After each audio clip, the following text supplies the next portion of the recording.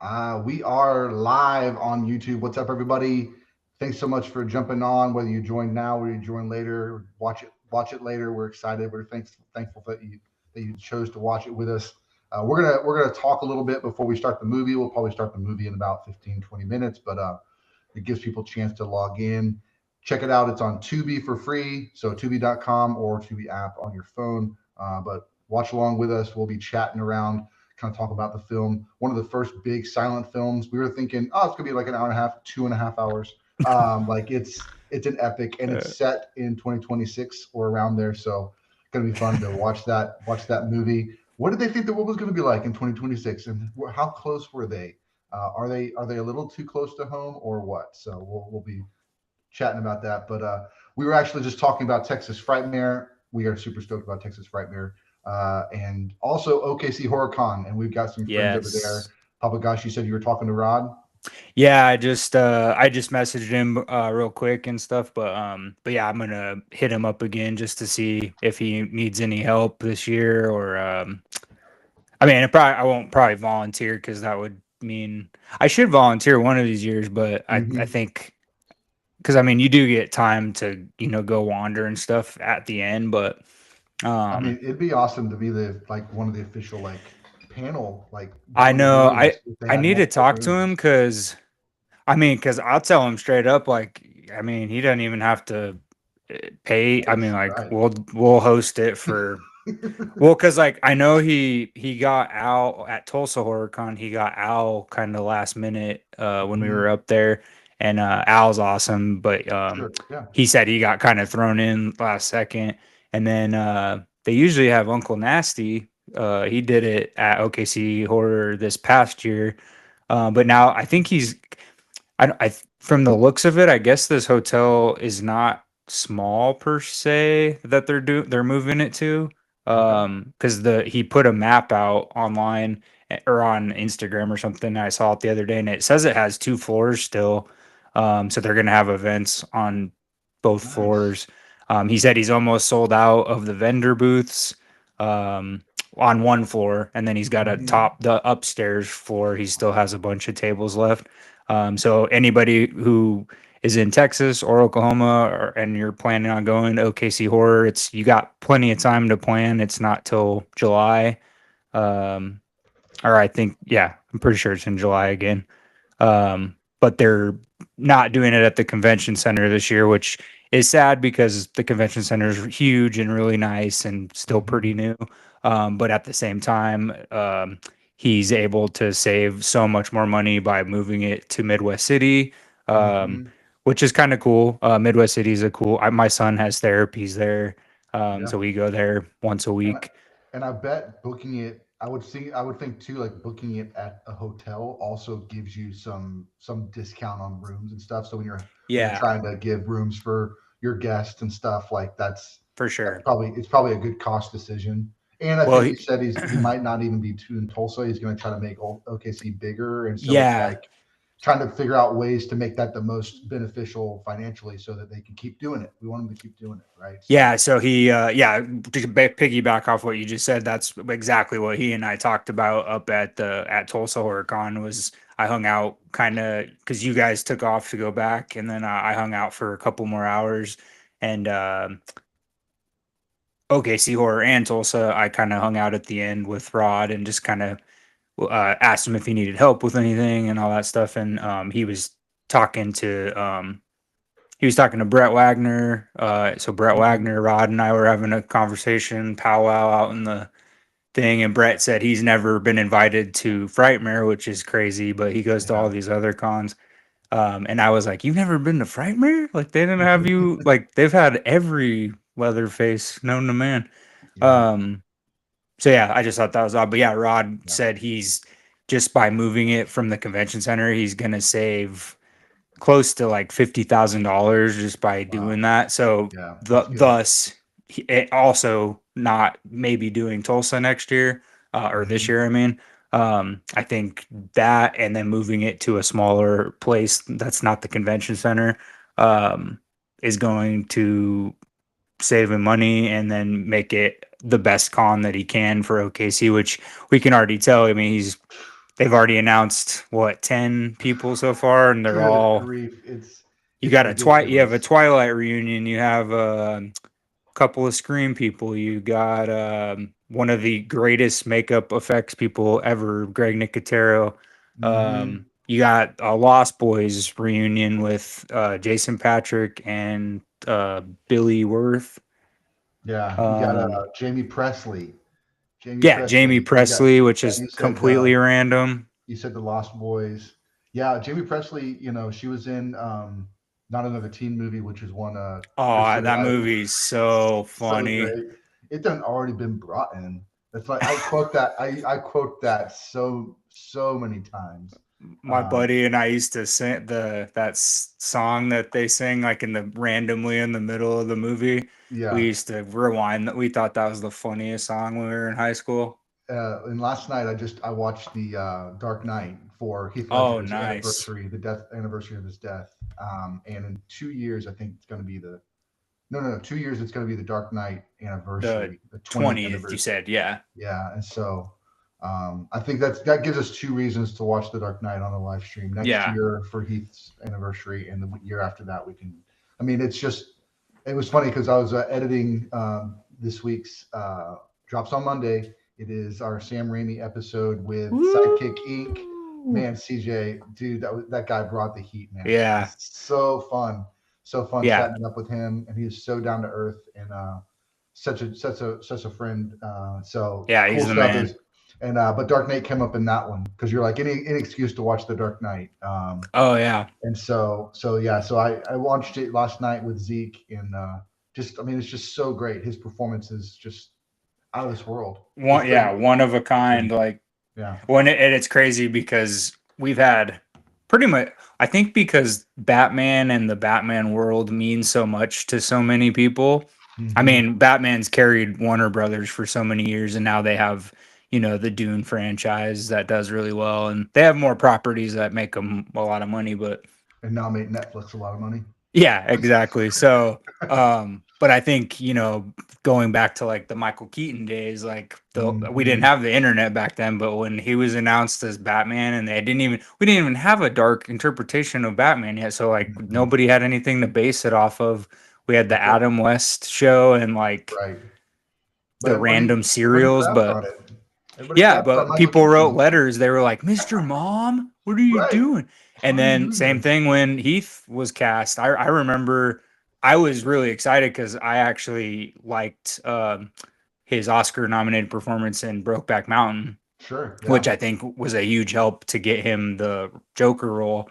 Hmm. Um, but he was great in, I mean, every movie that he put Yeah. out. I mean, he Absolutely. was Knight's Tale. My friends and I watched that movie One hundred religious. Like percent. that movie's so good. 10 Things I Hate 10 About Things I You. Hate About, yeah, 10 Things I Hate About You is one of the, I saw that when it came out in theaters when I was a teenager. And Yeah. that movie still holds up. It's so, I mean, based off, what's based off of Othello, right? Or, Uh, Taming of the Shrew. Taming oh, of the yeah, Shrew. Taming of the Shrew. That's right. I knew it was What's a up, Sunrise? Shakespeare. Good to see you. Thanks for joining. Thanks for joining. We're just chatting it up a little Oh, bit. shoot. I don't have the chat. Let me see. Um, yeah. So That's all that right. and that was kind of what brought it to mind about us doing the Dark Knight was because Chris Evans, who's our Captain America, is in not another teen movie with Yeah. Jamie Presley, and he sings "Janie's got a gun," and everybody's like Yeah. freaking out. Oh, she's got a gun. Janie's gotta go. Yeah. That's so great. It's there's Speaking so many of people. Speaking of, we've got so much fun stuff coming up on the podcast. We got Scream 7. I think that jumps to mind because I think we also have Scary Movie 4 coming out this year. And so, of course, the spoof movie is all kind of wrapped up in one. It's going to be great. Marlon Wayans being back, kind of in charge of that. So that's going to be good. But this coming Monday, we've got our Sam Raimi episode with Sidekick Inc.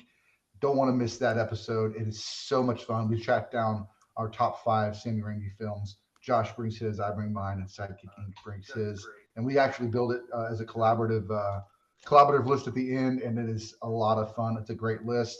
But we also have a bunch of honorable mentions, and CJ and Josh bring some amazing facts and insights into those films. So you don't want to miss that. And then, of course, we've got lots of other things coming down the pike. We got Popalicious Pophead's going to be joining us the week after that for an Essential Black Films episode We're going to be doing our episode for Black History Month, so we're excited for that as well. My wife will be joining us for Wuthering Heights the week after that, and then the week after that is Scream 7. And we're going to be talking about the 6 Scream films that have been released. And for those of you that don't know, Scream is the franchise that brought Josh and I together. So It sure is. gonna be a fun month, guys. Gonna be a fun month. So thanks Plus, for joining Scream us for 7 that. comes out 3 days after my birthday. So, Nice. It's perfect. Perfect yeah. timing. Perfect timing. Yeah, man. Yeah, looking forward to the horror con. Looking forward to man. There's already 3 Scream people for OKC. There's like 2 or 3 already for Frightmare. I'm sure there's just going to be Oh, some yeah. They're more. going to start announcing There's more. some, I yeah, honestly wouldn't be shocked if, like, Roger and Rose, even though they're going to be, they'll probably get announced for Frightmare as well. yeah. You Um, think Roger? Jackson. Oh, okay, gotcha. Yeah. Yeah, yeah. Um, Sorry, I thought you might have been Robert England. That my head went to Robert oh, England. no, no. No, Yeah. Roger. You, Yeah, you know Roger. what, Yeah, though? I would not be surprised because he's been to, he was at the early days of Frightmare, but when they did it at the DFW Airport Convention Center. yeah. Um, but it's the 20th anniversary of Frightmare, so I'm assuming they're gonna bring back like all the icons that they so like I'm At least thinking try, right? Elvira maybe because she has Hmm. been making her return to cons lately. Yeah, Robert England, they already got, Warwick Davis and you got the yeah, Scream people, and then yeah. I'm super amped for Lee Winall because I love Yes. he's just so talented and Yeah. man, you know how epic it would be if they got I mean I doubt it because I don't think he does James cons, but Wan. if they got James Wan, bro, he would break Frightmare's it would website. it would be amazing. Well, and I it's will cool say, because good. I'll go ahead. I was just gonna say, I already told Kristen. I know I started with the Scream poster, but I told Kristen like if I get to there, this is a stipulation. If I get there and I go to one of those poster booths and they have that poster, the Japanese poster, 24 by 40, 27 by 40. That's the most epic poster I It's really saw good. ever. If they have that poster, I'm buying it and I'm getting Tobin and the 3. I Yeah. mean Lee and the other. I mean, it's the no brainer. Like Saw, it's not up there with Scream or Nightmare on Elm Street or anything like But that. But it is a it pretty is big staple in the horror like absolutely. And I've watched every single one of them. yeah. I've walked Kristen through. We watched them, and she actually doesn't mind them. She likes the there's like, and I think the thing about the Saw franchise is there's like this mystery, this kind of detective, this kind of like how they Yeah. do it, trying to solve. It's got this kind of police procedural aspect to it that kind of keeps it interesting, and this detective and whodunit style. Even though Jigsaw did it, there's like how did you do it? Why did you do it? There's like this morality to his decisions, or like this moral compass. Of course, while it's distorted from our point of view, there's like he's got a reason for why he's doing this. And so there's just this, and then of course you get all the gore and all that stuff. So those of us that don't mind the gore, it's a lot of fun to see how many crazy kills you're going to get. But there's also this kind of thing that's happening inside of it that's more than just it's not just a gore fest. So Right. yeah, so, Yeah, I so mean the first one was so like mind blowing when I remember oh watching it god, with friends. I I believe I'm pretty sure at least the first two I saw in the theaters. Like I remember Saw 2. I was in Iowa visiting family for the holidays, and my cousin took my brother and I to go see Saw 2. And mm-hmm. a girl, had just gotten seated, and the movie started, and I think it was only like like the opening scene, and this lady like ran out and threw up all over the wall, like right when the Oh, movie started. And we oh were just like, good God, the beginning of the movie? I was like, it wasn't that bad, but I guess if you're not used to that stuff, then whatever. who But knows if she had a stomach bug or maybe drank too yeah, but it much. was it was crazy though. We were like, we just sat with like the movie just was like 5 minutes in. I was like, oh That's my crazy. Lord. That's But crazy. yeah, crazy. And you know what's cool? So Frightmare's cool regardless, but they not only do they get like big name people, but Hmm. they're the last 2 years. Like I didn't get to go last year, but I looked up the prices once they finalized them. Yeah. Um, they do have a few. Usually, they don't have the prices up for the guests unless they're like a regular that goes there all the time. Hmm. But Lee Winall, they have his prices up, and he is only $50, which Wow. I thought was Shawnee That's Smith awesome. is $10 more for an autograph than Lee Winall, which I mean I do like Shawnee Smith, but Yeah. like you're gonna tell me the guy who like created Saw is less expensive, but That's um awesome. there is a note on there. I'm glad I read that because I was gonna let all of the people we're going with know. He Lee has to leave, so he's gonna be there Friday and Saturday all day, and then Sunday he's only gonna be there till 1 because Okay. so they're gonna only really do like probably like an hour of autographs, and then he's got to do his pro photo ops, and then he's got to leave by 1. Got it. So get him either Friday or Saturday, and because Hmm. he's gonna be leaving early Sunday. I've gotten screwed out a couple times on autos because I Yeah. waited till Sunday. Yeah. But It yeah, is I'm looking nice at because the if you wait, you can like it's the sure slowest on Sunday, slowest. Yeah. Yeah. Yeah. but some of the big ones like Nev Campbell, I ended up getting Mhm. a pro photo op because her autos were maxed.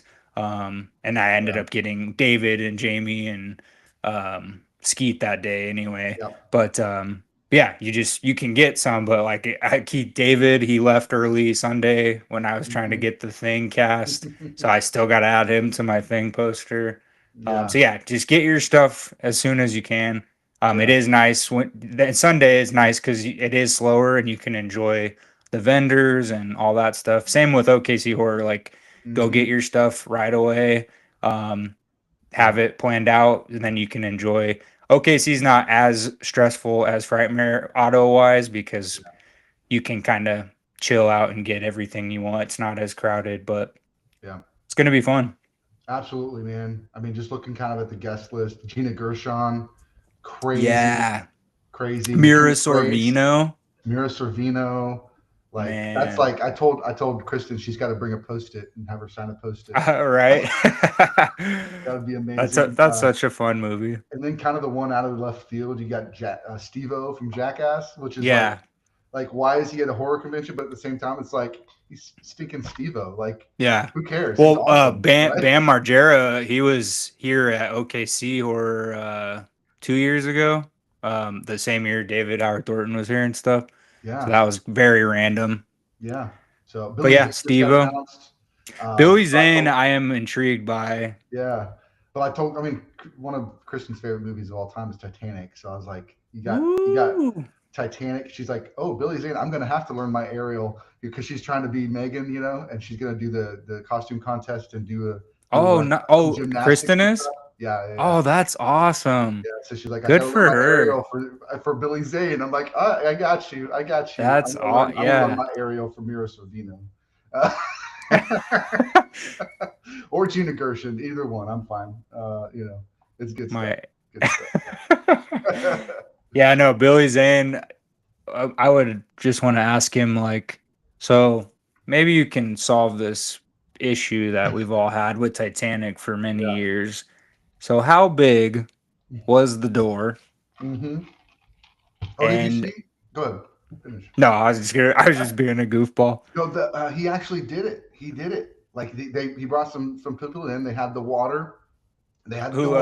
James James Cameron did? Cameron, yeah, to prove whether or not they could both survive. And the odds were that they couldn't both survive on the Well, door. I think thinking back, it's been a while since I watched Titanic, but looking back on it in my head, I think like obviously the door was big enough to hold both of them, but I think Jack was just trying to make sure because I think he probably felt in the moment, realistically, he probably felt like, hey, if I get on there, there's a chance we might both kind of Hmm. it'll sink a little bit more and then we'll both get hypothermia and die or whatever.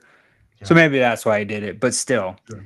It I looked, always yeah. get into it with people. I'm like, Jack, you I'll have to Leo, find that you video. SOB. I'll have to find that. I'll Have find you that have you clip and I'll seen send it to that? you. Have you seen that? I saw some podcast. They were breaking down how like Jack is because James Cameron does a lot of science fiction and stuff. So they were saying how like Jack is from the future. There's like little clues in the movie for Titanic that are Interesting. like that like he stuff that he has on him or like stuff like it's stuff that he would have had to have got from it wouldn't have been where he was in that moment in time or whatever. Yeah. So people are like, Jack was a time traveler. James Cameron made him a time traveler and he went back to save Rose.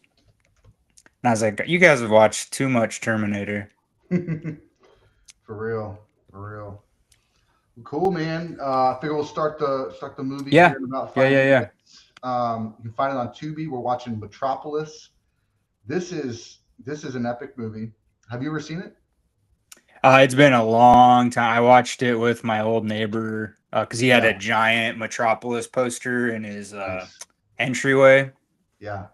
But We yeah. watched it for one of the marathons last year for 2025. We watched movies that were set in 2025 or 2020, like kind of around there. Oh, right, right, right. And so we watched. It may have been 2024 actually. It was 2024. So we watched Metropolis. We watched Soylent Green.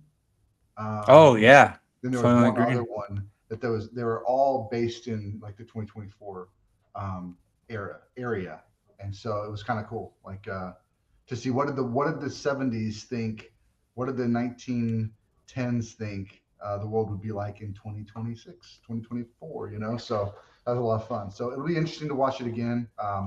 It actually came up on our recent podcast with Horror Green Book that drops in February um, about international horror films. We talked a little bit about Nosferatu, which is, I think, the first silent film I ever sat through all the way through. And then I watched the Cabinet of Dr. Caligari with Jacob. Actually, Jacob watched that with me and Kristen one time. And then, yeah, so I've seen a couple of silent films, and it's amazing what they can do and how the emotions they can tell, and just without knowing exactly what they're saying every time, and then show you a little bit of kind of a summary of the script. You're still getting all the emotion, all the acting, and they're doing such a good job of storytelling. So it's incredible. Yeah, It's silent cool. films were, I mean, that's all they had at the time, and there's so many good ones. My brother was he owns a couple Criterion of the Charlie Chaplin movies, like I forget which one. Great, I think he has the Great Dictator and another one of the popular Charlie Chaplin movies. I can't remember which one. Mm-hmm. Yeah, But yeah, those are good. absolutely. I just found my DVD set. My dad had the DVD set of the Marx Brothers. It was Oh, like nice. five, and yeah, those are even fun. Oh, Sunrise, a song of two humans. That's the one I was trying to think. Oh, right, right, right. So Sunrise, a song of two humans. That's the other silent film that I've seen. It's really beautiful. It's a love story. Um, Sunrise. so good stuff, fun stuff. Um, yeah. So you want to get it started? Yes, sir. I got it pulled up here. Cool. All So right, yeah, Tubi. on. It's got to have Oh some yeah. commercials in there. It's a 2 hours and 23 minutes. So we'll be here for the duration. We'll be just chatting it up, watching as we Mm-hmm. go, and having some fun. You count it off. All right, ready? In five, four, three, two, and a one. Shoreline Entertainment. Mm-hmm. Oh, actually, here, you know what? I'm gonna do this.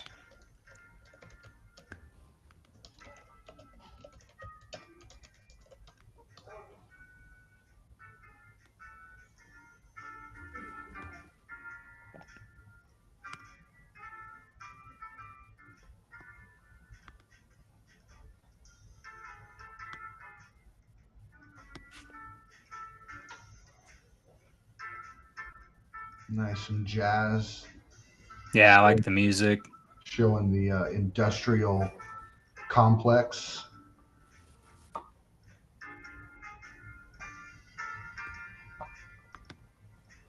This was a prequel to Edward Scissorhands, I think. Seriously? That's that's Vincent Looks like. Price's workshop. Yeah, yeah, yeah. Well, definitely, we talked a little bit about that. Tim Burton being inspired by that kind of Oh stuff. yeah, for sure. Yeah, Metropolis has been. I mean, I know cinephiles and stuff. They've broken down like influences it's had on a ton of movies, like just from like the set design to the like industrial cityscapes and all that. Hmm. It's definitely showing the mindless worker bees. You know, the society has these folks just they're the backbone of everything, but they have no life outside of a job. It seems, more like slaves than free people. That's what it feels like.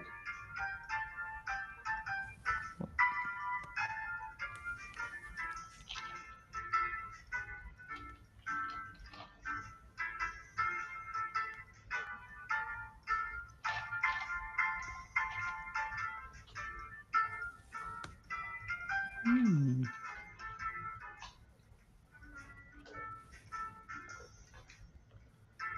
You can already see some of the early, just like the beautiful framing, right? Like it's just Oh yeah, very well structured. It's kind of you see the origins of, I think, film theory that still Kubrick and Nolan started to learn from. Right yeah. back then, they're just creating it. Well, it's crazy, even for the time, like being on actual film, like the old Hmm. school film, like that's crazy. They were even able to capture stuff like that. Hmm.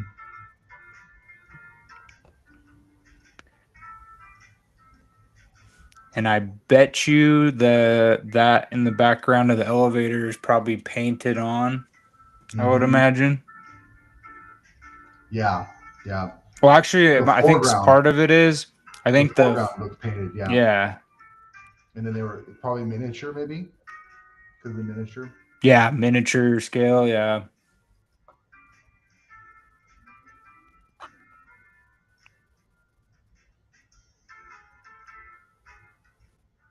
I was wondering how they all got in that elevator because the elevator looks really small. Oh, there's multiple Right. elevators. Got it. Cool, cool, cool. Yeah. I was like, we're gonna be forever. That's It's the like only one, yeah, elevator. one large floor. Yep. All aboard. Yeah. So this is the lay workers' city. Definitely. Man, what a film. Yeah. Definitely a story about class. Steep as lay the worker city below the earth's side. Club of the Suns.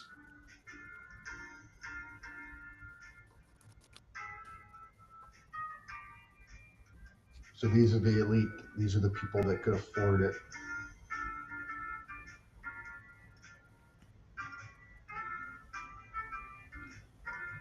I'm surprised someone hasn't done a remake of this, honestly. Right.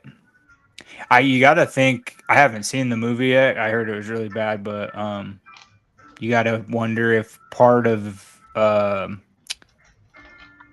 what's the one that Coppola just did? Megalopolis. Yeah. Yeah, like the city part of it and all that and the industrial part, but probably wanted to add like actual dialogue and stuff. Yeah. He lost so much money because he used his own money. He Well, they just sold had it his back in theaters for New Year's Eve. Like I think they're planning to do that as a New Year's Eve every year. Have it in theaters. he had to sell. He owned like an island. He had to sell one of his islands because he's lost some. Oh, it's too He bad, sold buddy. some. He sold like a huge chunk of his wine, his like winery, and then yeah, he self funded it, and then the movie Yeah. didn't make like any money, so Yeah. he now he's just selling stuff from his films and Hmm. which is crazy to think about because I mean, Coppola's The Godfather trilogy alone has Yeah. probably kept him afloat for so long. Apocalypse Now, and It looks like this is some other salvage footage that they probably had to reinsert into. It's a little scratchy on mine at this point. oh yeah, yeah, they probably weren't able to salvage all the film cells or whatever. So this guy's like the son of the king or whatever. And he's in the gardens with all the eternal Yeah, gardens. whatever they said in that first paragraph.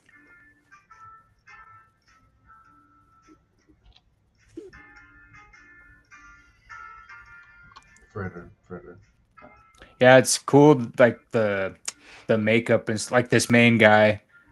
They he's got a ton of makeup on. Like that's what the Joker character was. There's that Oh the yeah. man who laughs or whatever Mm-hmm. silent film. That's where the Joker's like was invented. Gotcha. But he has this guy, this main actor's got a lot of that same like heavy makeup where it's all over his face. Mm-hmm.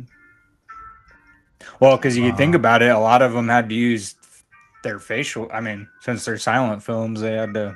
mm-hmm. This was when you had to act with your face and your body language and your.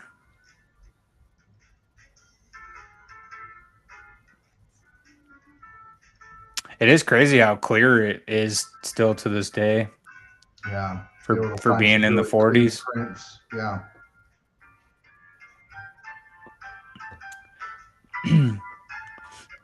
Who owns who produced it? Yeah, sure. She's definitely bringing up the children from the workers and showing them these are your brothers.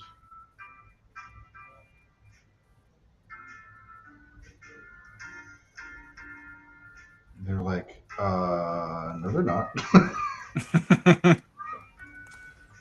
Yeah, she's the one trying to show like, hey, you guys have it really nice up here. Not everybody has it this nice. You should pay attention to what's going on in the world around you, right? There are definitely other films that have done that for sure. Yeah. Think of even like something like, oh, I was thinking Elysium, which is not the best Oh, right. example, but it was a very much like Yeah, the elite I lived in didn't the big dislike that moon thing. movie. Yeah. It was cool. I mean, I like Neil Blomkamp a lot, so Hmm. I really like. I mean, I don't care what people say. I think Chappie is such a great movie. Yeah. I didn't mind it at all. Yeah. I thought it was No, fun. I saw it in the theater. Like I loved it. Hmm. I have the Steelbook of just Chappie, and then I have the Blumkamp trilogy Blu-ray like digibook that has District 9, Nice. Chappie, and Elysium in it. I heard that District 10 is in the works Yeah, finally. So, they've been saying they're gonna do one for like 15 years now, but I think it's actually in pre-production right now. So I would have really man, liked to have that seen. movie, that I know movie it. was. It blew everybody's minds. Well, I didn't. I was going to movies because I was working at the video store back then. But I just remember people were talking about this movie, like they're like District 9, man. And my brother saw it, and my brother was like, he's like, dude, that movie was so good. And so I finally rented it and took it home, and I was like, whoa, that was Yeah. really good. That was an awesome movie. I really would have liked to seen the Blomkamp Halo. Guillermo del Toro produced. Halo You and know, Alien. yeah. He was supposed to do Alien. He was supposed to do the Alien that ended up becoming I think it was the one that ended up becoming Romulus, but Okay. he was supposed to do a new sequel with Sigourney returning, Okay. um, like a Yeah. fifth one, and it was going to be produced by Ridley still. But I mean, Romulus was really awesome. So Yeah. at least we got a good alien. It's fine. And now they're talking about doing Alien versus Predator 3, but with they're gonna have both directors of Oh yeah, yeah, yeah. Fetty Aliens. and what's his face? Dan Trachtenberg. They're thinking Yeah, about teaming up to like co-direct Alien versus Predator 3 movie. that sounds awesome. I mean, anything could be better than Requiem. yeah. I was Even the first one. well, yeah. I mean, like the first one at least had some action. Like the second one was so boring. Hmm. I was super excited too because they were filming it in Colorado when I was living there, Hmm. and one of the special effects studios is in Colorado Springs that worked on the movie, and I worked at the video store back then too, and um, I just remember people. We had a couple of people who worked in the industry. There was a woman. Her husband would come in and rent movies all the time, and she came in every once in a while. But she works with animals on movies, so she worked on Batman vs Superman with like the horses, like the horseback riding scenes. Um, she worked on Dolphin Tale. She worked on Hateful Eight with like in Colorado with Quentin Tarantino. Like she worked on the horse riding for that. And she would come into the video store every once in a while, but her husband would come in and he's like, "Yeah, she's working on the new Godzilla movie out in Hawaii." I was like, "Sign That's me up, awesome. man. Seriously. How do you get that job?" Yeah. I mean, I can't promise the horses will do anything I say, but I'll stand there and say things. can I just like watch? That's Hmm. Is it like bring your kid to work day? Like I'm not your kid, but can I go? Yeah. So Oh yeah, Predator has so come down to the workers area to see what's going on, and there's something bad's about to happen. It looks like.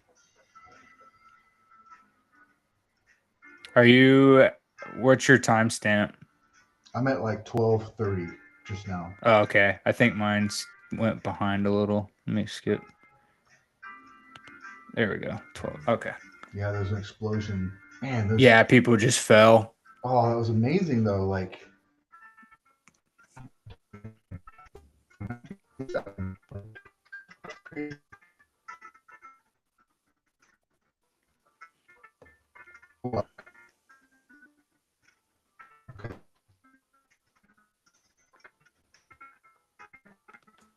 Larry.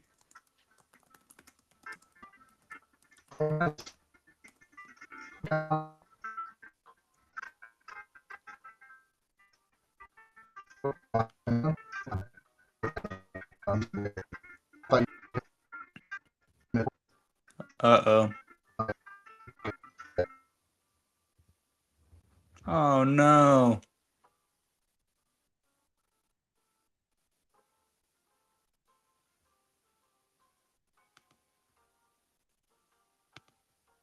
Are we still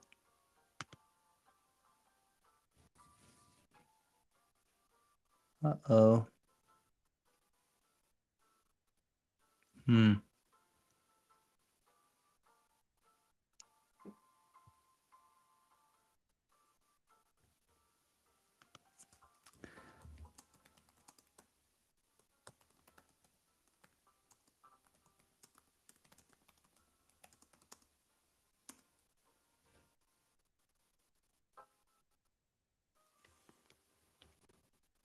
I'm Oh, back. there we go. Okay, cool. I figured you just yeah, it was like your face was frozen and then you were talking, but it was like a robot voice, and then you just disappeared and I was Gotcha. like, "Oh no. Skynet got him." Yeah. All right. And we're back, ladies and gentlemen. We're Yes. playing the top 100 hits of 1994. Next, we're going to play Jewel. Hmm. And bot with the bot will bang diggy diggy. Actually, Drop the boogie. I probably am off on the year that Jewel is a big thing. I think it was 96 actually. What Jewel hit song?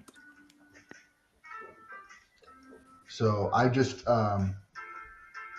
Federer just got in the car to go talk to his dad about what he just experienced in the lower levels. Look at this city though, man. Like imagining that like all these monorails and planes flying in the city, that we haven't seen that, but we do have a lot of bridges. We have a lot. I mean, they definitely saw like in the 100 years in the future, it was going to be a lot more hectic in the big cities. So they Right. got that right. It's just crazy.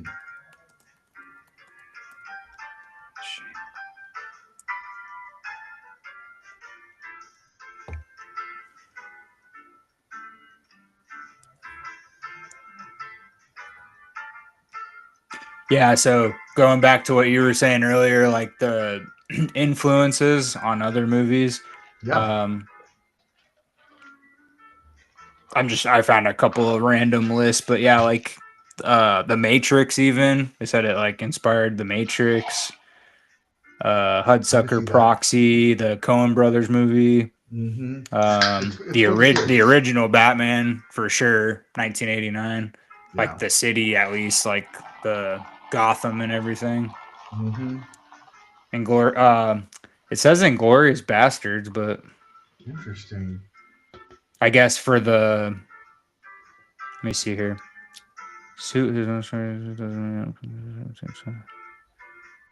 Bullet riddled climb. Oh, the bullet riddled climax still managed to sneak in a Metropolis reference. Oh, I didn't know that.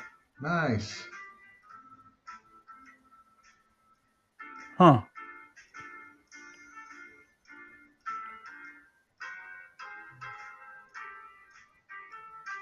Right, they're calculating all of their what they got to do. I'm guessing money. Figuring out how to. Oh yeah, Brazil, Terry Gilliam. Oh yeah. I have not seen that Blade yet, but I Runner. know of it. Yeah. Blade Runner is pretty heavily influenced. I mean, even Star Wars. Fifth Element. Mm-hmm. I think a lot of that list is mainly like the cityscapes and everything. Mm-hmm.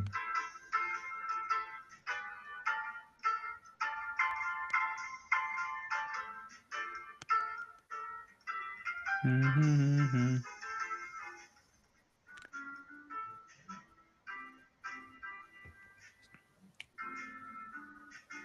Oh, Rob's Vintage Video. What's up, buddy? Thanks for stopping in. Nice.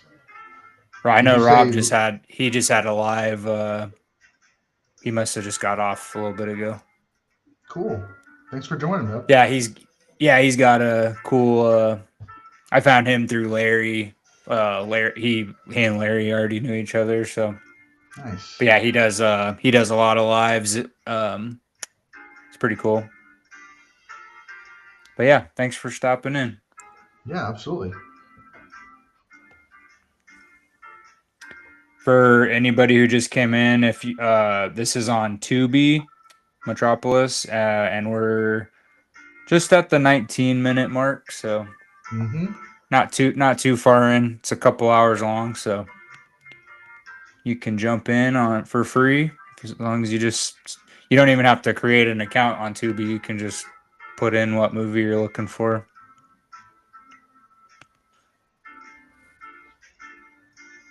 So our main protagonist has seen something epic happen in the lower caverns of the world, and he's come back to tell his father, the leader of the city, what's happened. The explosion.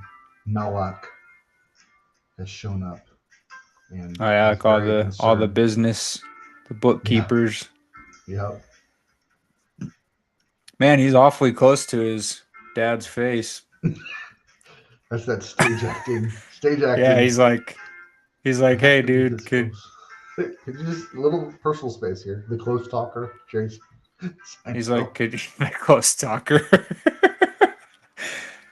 It's funny. So my son, when he goes to bed, we lay in his room and like we'll usually put Netflix on and just he'll fall asleep to something that I put on. So Mm-hmm. usually I'll either put on Home Improvement reruns or Seinfeld reruns because Nice. I know he'll fall asleep. But it's funny because he'll like when he takes a bath, he'll put Netflix on and he'll like go to Seinfeld now, which is really funny. But we That's were great. watching the Close Talker episode the other night. That's amazing. Yeah, we watched the whole series with Kristen when we first got married. We kind of went through it episode by episode, and then we went through Friends, and then we started New Girl. We got to the sixth season, and Kristen was like, "I'm done." It's like, okay, For what? Friends? New Girl Oh, with New Girl. Zoe Deschanel. Yeah, no, it's a great show, but yeah, I mean, I think it just started getting kind of repetitive. Like, Yeah, I that was mean, it something. probably should have only gone, 3 seasons instead of whatever 7 seasons or whatever it went. Mm-hmm. The other one that we did was that I loved was Community. Russo Oh, brothers, Community is one of the best shows that's ever been made. so great. That's another one that I'll so like Community, The Office, Mm-hmm. Seinfeld, like those are 3 shows that I will like I can just put on. I've seen them so many times. I'll just put them on like as background to like go to sleep or if I want Mm-hmm. to like giggle or whatever. It's funny because Larry will send me. He likes Seinfeld a lot too, so Larry will send me Seinfeld memes all the time. It's so That's amazing. funny. I had a friend in North Carolina when I lived there. Um, we just quoted Seinfeld all the time because it was always on cable. On some station, you'd find it, and any time of the day, you could find an episode of Seinfeld. And so we just thought it was so funny, and we just quoted it. And I moved to Texas, and nobody I was hanging out with knew anything from Seinfeld. I was like so bummed. It's like, No, no. most of my friends back in Colorado, like only half of them. Like I had a few friends who like hated like which was like blasphemous in my ears. I was like, "How do you hate that show?" How do you hate it? It's Yeah. literally it's such a like accurate show to like just Mhm. normal life. I don't get it. Yeah. But yeah, it's just funny. No, Mhm. Seinfeld I've seen all the way through. Shoot, I don't even know how many times. More than The Office. The Office, I think I've seen at least 5 times all the way through. Just like not, and I don't like sit and watch every episode, but like I'll have it just playing. Yeah. But yeah, Seinfeld is literally one of the. I find Seinfeld stuff, even though I've seen it so many times, like there's episodes I forget about, and like I'll still laugh at the same thing every time. Mm-hmm. There was an episode the other night where Kramer said when George got women's glasses and Yeah. he was he said excuse me madam would you like a and I was in tears. I was laughing so hard. That's Oh, it's amazing. so funny. It's just crazy because like Jason Alexander was like a stage act, like he was like a really highly sought after like stage actor when he got Mm-hmm. Seinfeld. Yeah. And then like that's just what took off for him. So Mm-hmm. Yeah. I just saw something pop up on Instagram around. They were asking them about the whale and the golf ball episode, like being that epic, the most epic. Like they wrote it the night before, gave it to him an hour before, and he just delivered it oh, for verbatim. Jason out, yeah, yeah. No, Yeah. yeah, Jerry said he still says to this day he's like Jason was just such a professional. He like you could give him anything and he just knock it out of the park. Mm-hmm. But none of the like those four people, like even Jerry's occasionally, like you can tell, like I know he came into it not as like an actor. I think out of the main four, like Jerry Seinfeld was probably like the least experienced as Absolutely, far as like 100%. acting. And you can tell as the show went on, he like got a little bit better. But like there's episodes where you're like, oh, like he's funny, but he's like the Definitely the weakest. weakest of Yeah, the. But like the other three, like there's nobody else who could yeah. put like the physical humor of Michael Kramer, yeah, Richards. Like yeah. nobody could do that.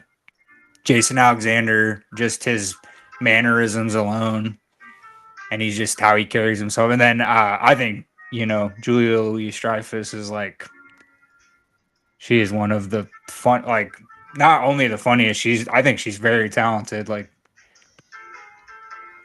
my Yeah, son loves Bugs absolutely. Life, and I Oh, always nice. forget she's like one of the main voices in that. Yeah.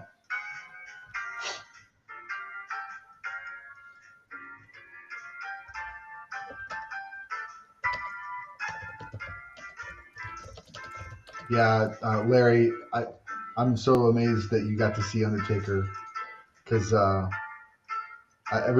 there's a couple years ago I went on a big like Undertaker like deep dive and like watched all the big matches and him and Mankind's cage match where he threw Mankind off the top of the cage like and then pulled him back up on the cage and then did a pile driver and fell on like that match is just so stupid nuts. And yeah, so I kind of went down a rabbit hole of Undertaker and wrestling videos on YouTube. But man, so good. Yeah, that the older wrestling was so. I mean, there was some awesome stuff, Hmm.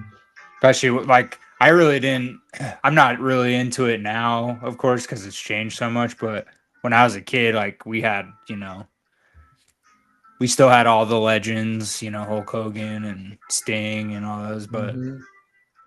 Yeah, WCW. That's when I kind of got into it. WCW kind of bought all the big like WWF guys, like um, I guess yeah, Sting, Hulk Hogan, I uh, used to watch Kevin Nitro, Nash. WCW Nitro. Yeah. Yeah, like we had the NWO. Like that's when I mean I was high school, whatever. That kind of blew up, high school and college, and then they kind of went under. I never. I And mean, then I you had even like liked the Diamond Dallas Page. Like, yeah, I was yeah, like, I remember yeah, being at my grandparents' house when I was a young kid when they did that. It was Dennis Rodman and Diamond Dallas Page versus Karl Malone and Hulk Hogan or what, or the yeah, other way around or whatever. yeah, I remember watching that on like TBS or some TNT or something. yeah. But yeah, those were the days. I even liked that movie Ready to Rumble. Yes. Oh yeah, That movie's absolutely. so much fun. Yeah. Well, obviously, I mean, I love David Arquette, but Oliver Platt, like, he's even good in that. Yep. So 5'5".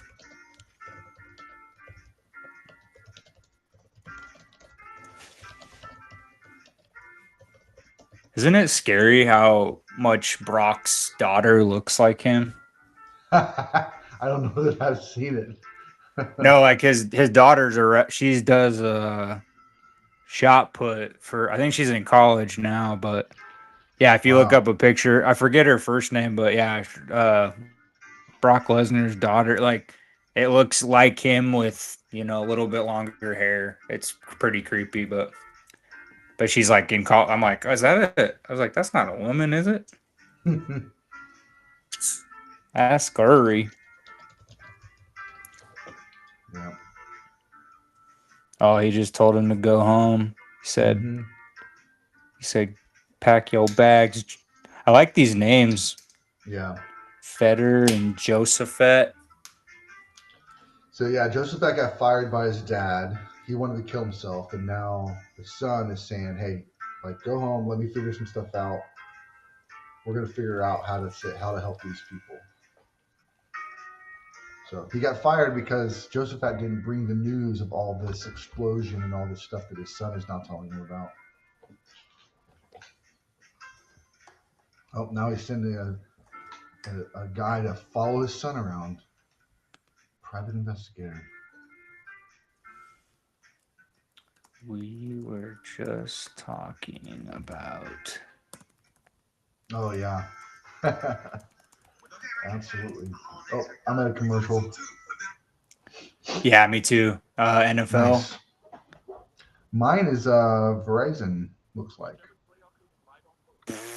Loser. Just kidding. It's like You didn't get the NFL? No. John Cena before. Can you hear me now? Right? Can you hear me John now? Cena. It was the first version. John Cena. Man, have you ever seen the prank calls Oh or yeah. the radio station? Oh my god. So great. So great. Yeah, hi, we were just looking for Sarah. You can watch the highly sought after cage match. You know who's gonna be there? John Cena.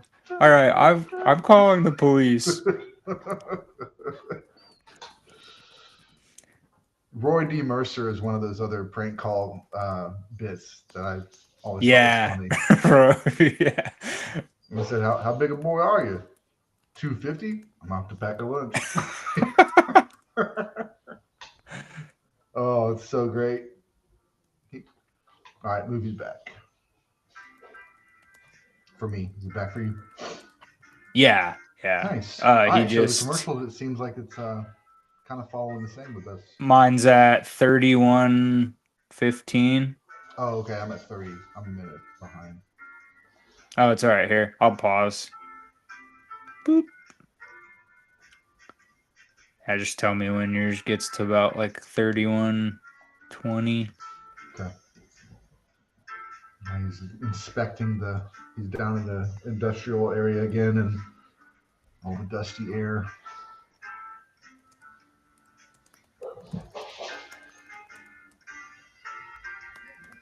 Oh yeah, I remember this scene at the first time. This guy that's got to like move the hands of the clock thing to match the light.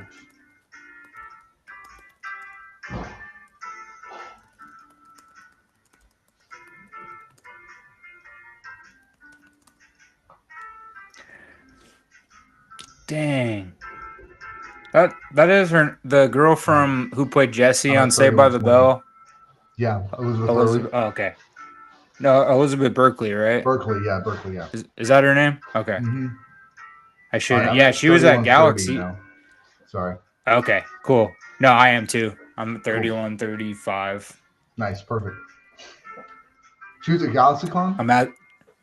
So she was at. They had a Saved by the Bell reunion except for Tiffany Amber Thiessen, but Mario was there. Mark Paul, yeah. Yeah, Mark Paul Gosselaar and Elizabeth Berkley were all there. But now that Gina Gershon got announced, I could have got like a Showgirls piece signed because. Oh yeah. Jess and I, we think that movie is so funny. We like. Jess she didn't know about it until I met her, and then we were talking about it one night. This was before we had Lennon or whatever, and I was like, "You never seen it?" I was like, "I got to show you this one scene because it's the funniest thing you'll ever see in your life." And I don't know that I've ever seen it. And she was like, "No, it's. I mean, it's bad. Right? It has its moment. Like it's like regarded as it has like a cult following, but yeah. Paul what's his face who did RoboCop Verhoeven, right, or something like that. Yeah, Verhoeven, yeah.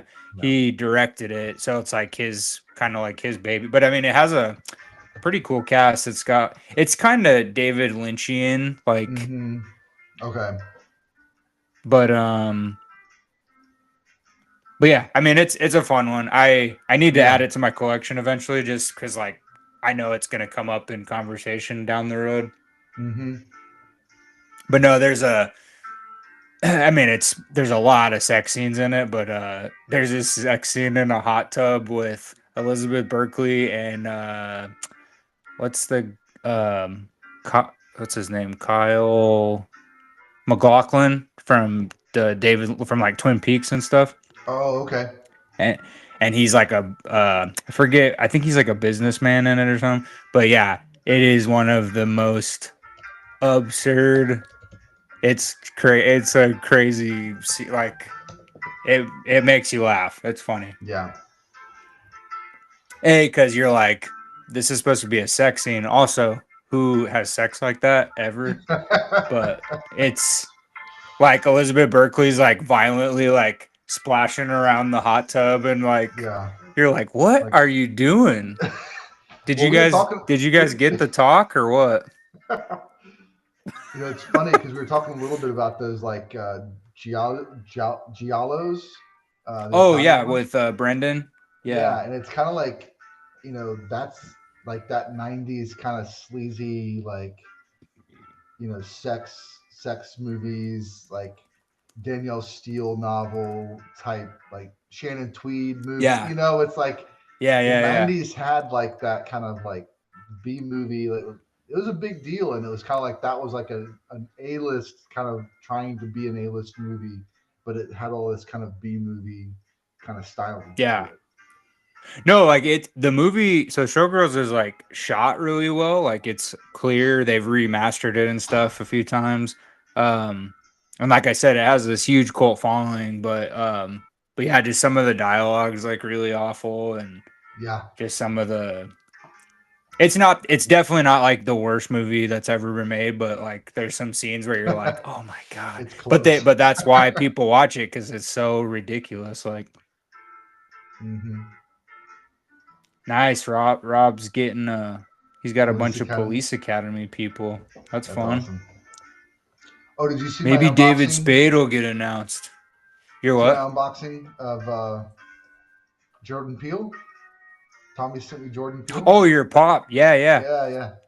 I'm I love that stoked. pop. Yeah. You know what's sad? A lot of those director pops are like they have gone up in value. Like I just got I haven't unboxed it yet, but I did a trade. I got the James Wan pop. It's limited to like 1,000. So it's really, Wow. or 3,000, I think. So it's rare, but I did a trade. So I didn't have to pay any extra for it. Mm-hmm. Um, but I have that one. I have Del Toro, which I also did in a trade. And then I bought Jordan Peele was the first director pop I bought, and I got him at the store. I got him in the store for like $8 or something. But like that one has not really gone. It's not limited or anything, but it's kind of a shame because it's probably my favorite of the director ones. I know Yeah. Taika Waititi has one, and his is also limited. It's a convention exclusive one. Okay. But yeah, man, hopefully he'll start doing conventions. That'd be sweet. I need to get his movie pops, like the Get Out pops and the Mm-hmm. especially the one they have him in the chair, Oh, like when he's like crying or whatever. They have that as a pop, and then they have wow. Nope. I think Nope has 3 pops. Us. I do have an Us pop. It's signed by the little kid. Nice. I don't. I think I put it away, but yeah, it's That's pretty cool. funny. Oh yeah, Bob. Oh yeah, Bobcat. I forget he was in police. He's gonna be at. I'm so mad because GalaxyCon Oklahoma City is the same weekend as Frightmare again this year, Yeah, I saw and that. GalaxyCon just announced so Danny Glover is gonna be there. Mm, Um, they're gonna have dang. a Flash reunion. So Grant Gustin's gonna be there. I love the Flash TV show. Mm-hmm. Um, they announced a bunch of people that I was like, son of a gun. I was like, I Yeah. mean, I'm obviously going to Frightmare, but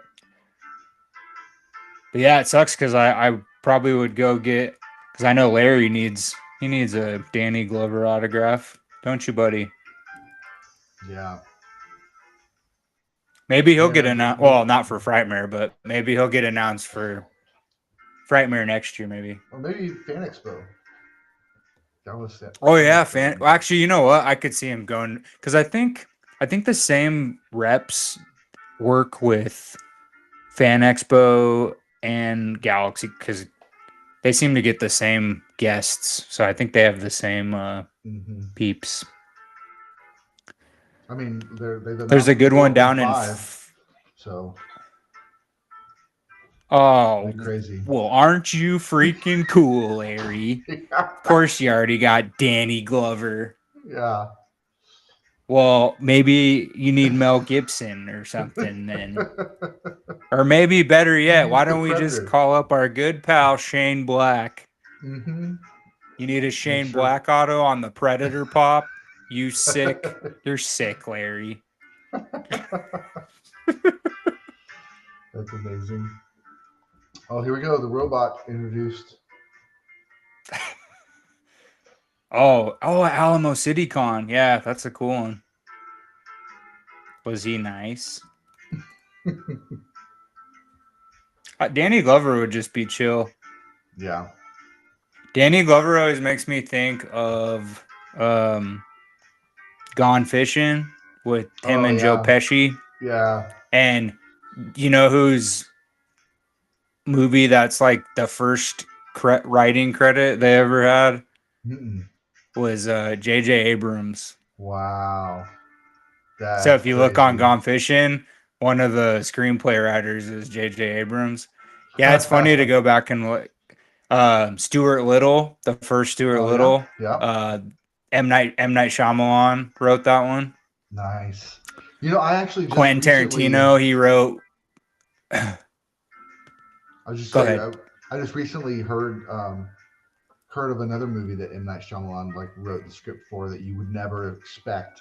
So I need to go back and look at his like script screenwriting credits Yeah, because he. it's crazy. Well, it makes sense because like you have to get in the industry somehow. So a lot of Hmm. them they either go the route of go to school, pick up little side jobs, learn the trade, do that. Some of them just wait till they get in as writers and then they somehow make it. Hmm. I So I'm that pretty sure it's Pat, the SNL movie. Like it's okay, Pat. I'm yeah, pretty sure Quentin was a ghostwriter on that. wow, that's funny. Right? I know. It's such a bad movie. Um, What I were was you gonna about to say say? the it's interesting. It's an interesting dynamic with that because it's the same way in the music industry. A lot of folks will become songwriters or they're an artist, but their way into the industry is writing songs. And then they pitch the songs to bigger artists, and then as more and more artists do their Yeah. songs, it gives them more opportunity. Like Chris Stapleton's one that he just wrote a ton of songs. Ed Sheeran, same thing, wrote a ton of songs before he Mm-hmm. became Ed Post Sheeran. Malone. Post Malone, and then also all about that bass. I can't remember the girl's name. Um, Oh, Megan Trainor. yeah, same Oh, thing. She but was writing for the person who wrote it, Beyonce, and yeah.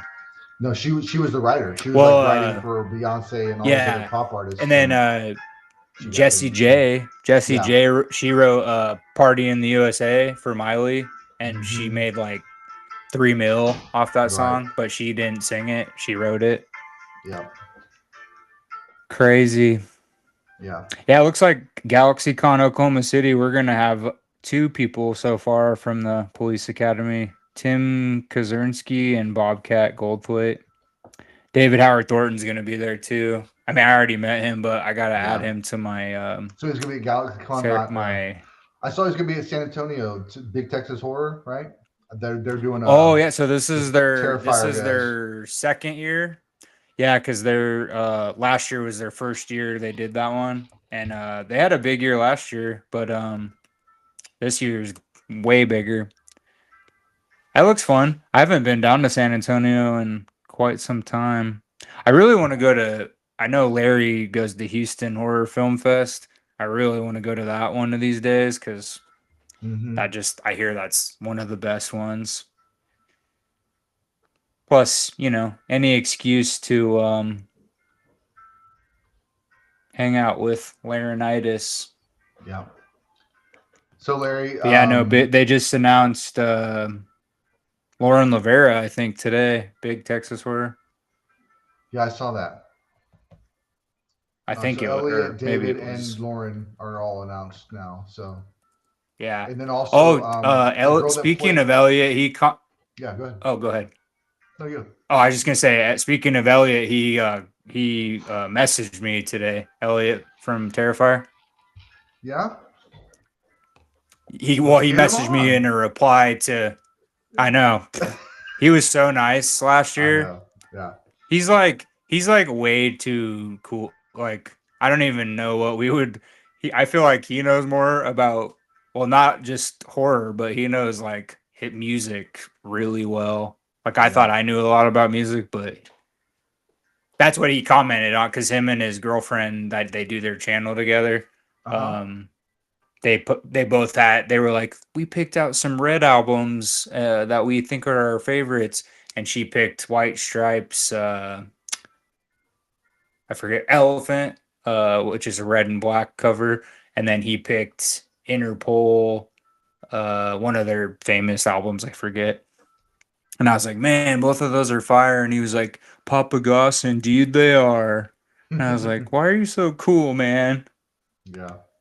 When I was excited to meet his dad, like I love that his Right. Yeah. dad Yeah. runs his table for him.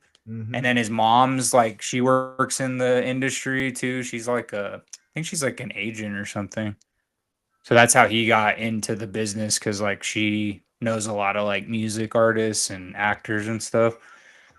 But yeah, Yeah. when I met him at OKC Horror, I was like, I told his dad, I was like, man, I was like, I watch you on his channel, and like, I was like, I think it's so cool that you like travel around with him, and Mm-hmm. yeah, it was really cool. He was super nice. Nice. I might message him. You know who I messaged today? I haven't heard back from him yet, but I'm really trying to find somebody from Sinners to come on. Oh, that'd be Um, awesome. I I messaged Delroy Lindo today, so Oh, he just dude. got his Oscar nomination. So Right, I dude. said, yeah, Dude, Gone in 60 he's Seconds, been doing man. some podcasts recently. Dude, I've Yeah, well, he's never been even around seen. for he's Dude, worked with it's amazing. everybody. I mean, he's worked with Yeah. Spike Lee. He's worked with. I mean, now he finally got an Oscar nomination, but Mm-hmm.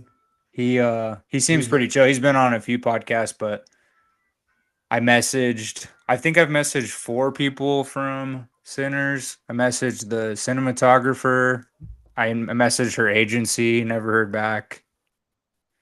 Um, oh, I also messaged the director of Psycho Killer for the episode we oh, did with okay. Brendan, Nice. because he's a American is what it Yeah. says, but I Yeah. found He's him like, on it looks like he's like more of he just dabbles in film every once in a while. I think he's like a businessman or whatever, but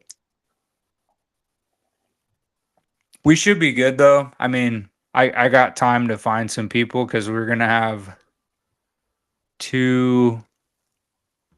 Well, let's see. We'll have Jorge and then Alex, and then mm-hmm. I think Mike Levy he just has to tell me when is a good date, and then I'm gonna Yeah. message Mike now. So I mean, we might have enough to get the next like 5 months. So. Yeah. But I would like to message more people. I'm gonna message some more Oscar people if I can find them. Just like I don't want to just do director. Like I love directors, obviously, but like I'd like to get like special effects people or Mm-hmm. um. That's why I want to have the Chia. I gotta message them on their other platform because they're not responding to my email. But Yeah. I think the thing for me, like, it's just anybody, right? Like, listen, I just yeah. met this guy at a grocery store. He was out selling books. So, little Franklin Edwards, Oh, shout out. nice. Franklin Edwards, he That's signed it for cool. me. He's just a young kid, See, that's the cool stuff. right? Yeah. He's a young kid. He's doing it, man. He's got 4 books of poetry and like inspirational thoughts and things like that. And I'm just like, I did ask him. I was That's like, awesome. "Do you like movies?" And he's like, "Ah, man, I don't even watch movies." I'm like, "Ah, I wanted to have you on the podcast. I mean, maybe we could." He's like, "Maybe you could do like animated movies." Okay, we'll look at that. So, I might see if he wants to Maybe come you on can Toy just Story, like talk the Toy about Story poetry. 5. Yeah, yeah, yeah, for sure. I mean, it's No, creative, that's right? still Creative cool though. Like, conversations. yeah, yeah, it doesn't have to. I mean, I would prefer film and TV industry, but like, I mean, shoot, we Hmm. can have musicians, we could have Yeah. just whatever. But When yeah, Jacob I when kind of Jacob want gets to. back, I might have to do a second podcast.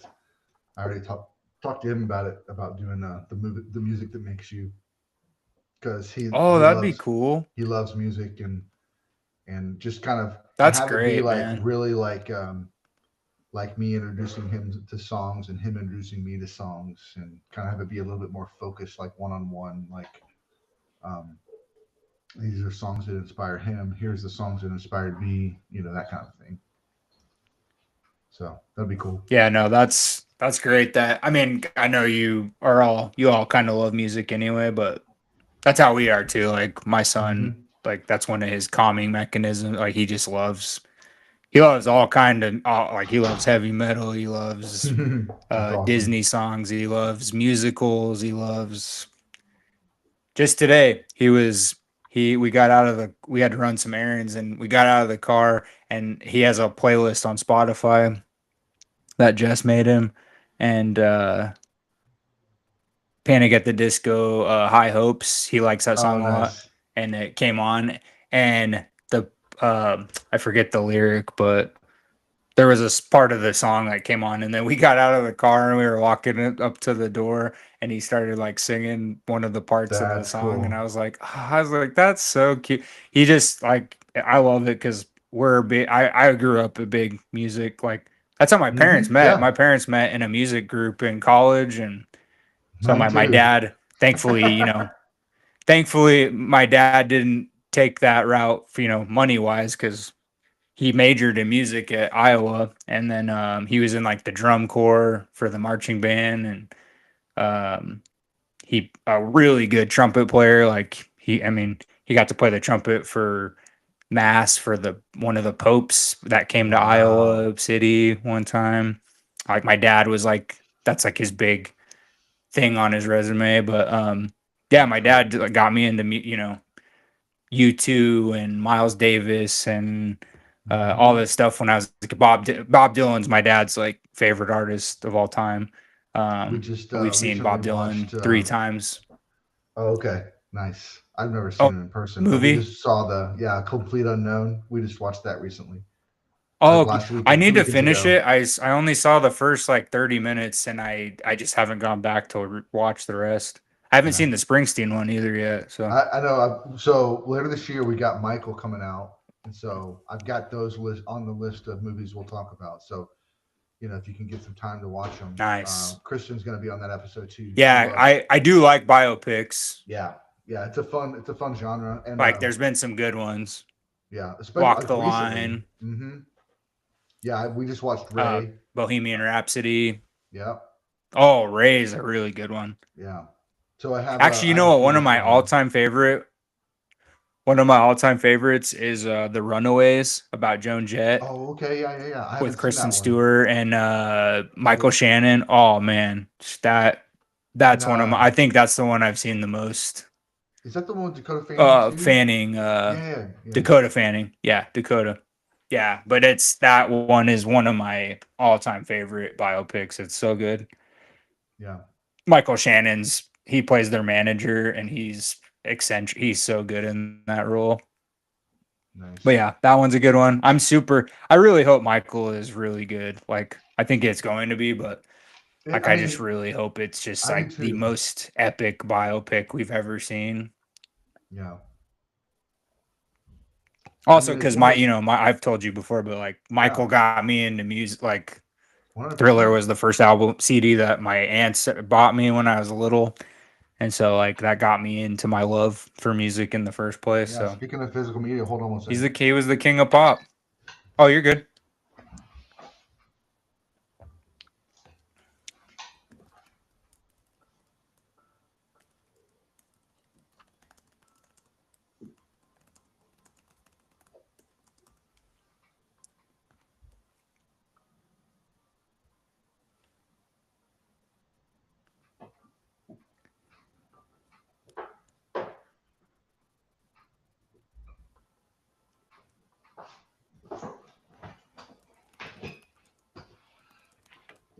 Well, I couldn't find it, but I've got Thriller on vinyl. I was gonna try to pull it out for you. Woo! It was one of the I've first presents almost. Kristen Is it got me. the? Is it the one of the limited ones, or just like the one the first one that came out on vinyl, like the Yeah, I'm not normal one? sure. I'm not sure actually. I haven't even looked at like all the details, but Kristen got it as a present, and I've got it over here with my records, and I couldn't find it quickly, so I was like, oh, I'll just bail. But I've got Bad also. I found.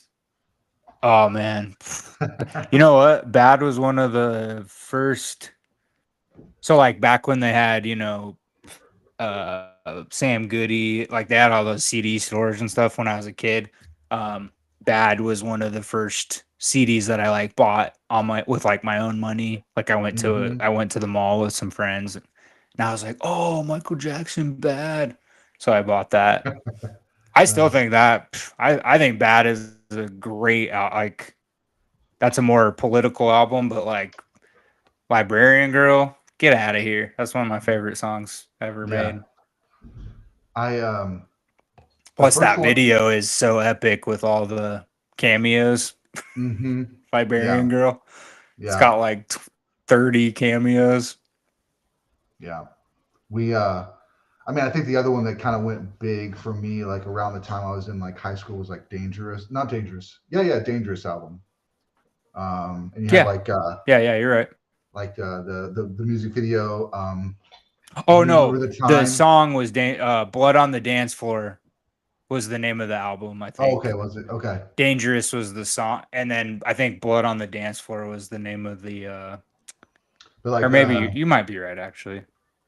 the yeah, remember the time Magic Johnson in the music video, and they were in like the Egyptian theme. That was Oh, pretty no, never cool. mind. You were right. It's dangerous. And then Jam, the music I video was with wrong. Michael Sorry. Jordan. No worries, no worries. Jam. But There was that's when I so, I kind of got mean, into it. Yeah. just talk, like, think about all his videos were so epic, like, and so, I mean, like, the amount of money that he was making himself, but also that they were spending. Like, I know the video with him and his sister, Scream. I don't know if it Oh still yeah. is to this day, but it was the most expensive music video of all time. It was like $200 million or something. Um, but yeah, good song, cool video. Hmm. But yeah, I was like, dude, who's spending that money on a music video? Michael Well, he Jackson, that wanted. too. Yeah, he wanted to make movies like Moonwalker, man. Like I Yeah, I remember mean, and they're MTV, cinematic. bro. I mean, well, what's that? I never got to go to the theme park to see the ride, but Oh, I what's the did. Yeah, mini movie they made? yeah. Evo. Uh, the space one. Mm-hmm. EO, Captain Um, EO. Yeah. Captain George EO. Yeah, Lucas. yeah. George Lucas directed it. Like Worked on it. Yeah. ridiculous. Um. Isn't that crazy? And that was in what, 86? Mm-hmm. Damn, that's so cool.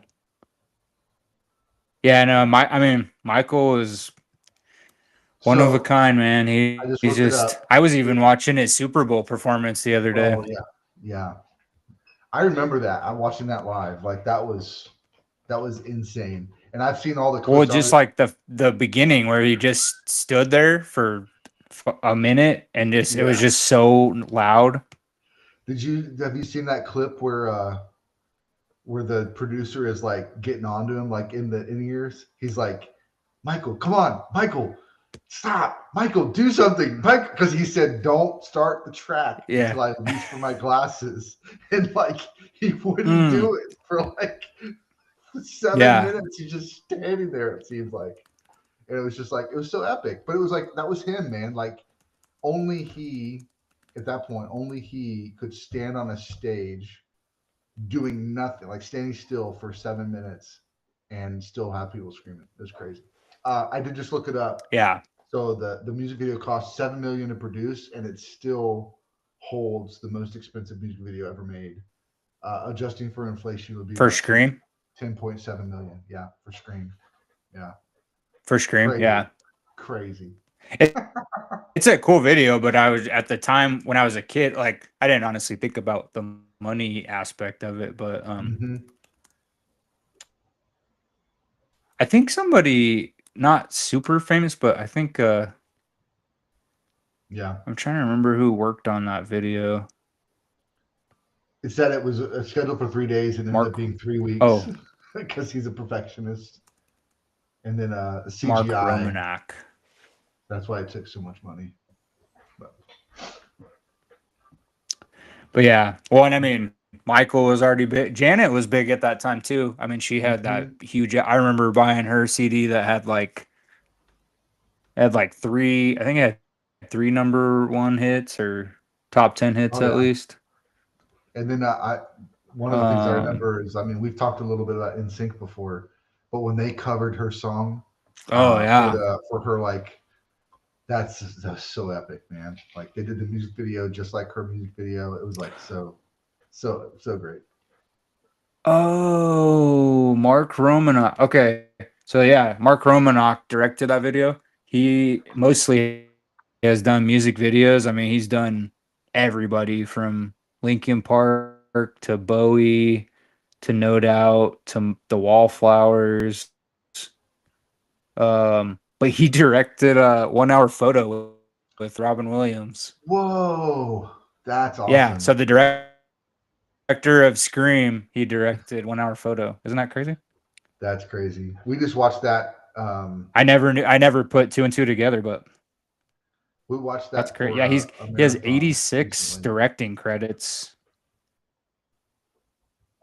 That's It crazy. doesn't I think that might be one of the only like movies he because it looks like he just mostly did music videos. And In Vogue, Keith Richards, Katie Lang, Lenny Kravitz, Madonna, Wow. Iggy Pop, Morrissey, Nine Inch. Oh, he did the closer video for Nine Inch Nails. Schnikes. That that video is trippy.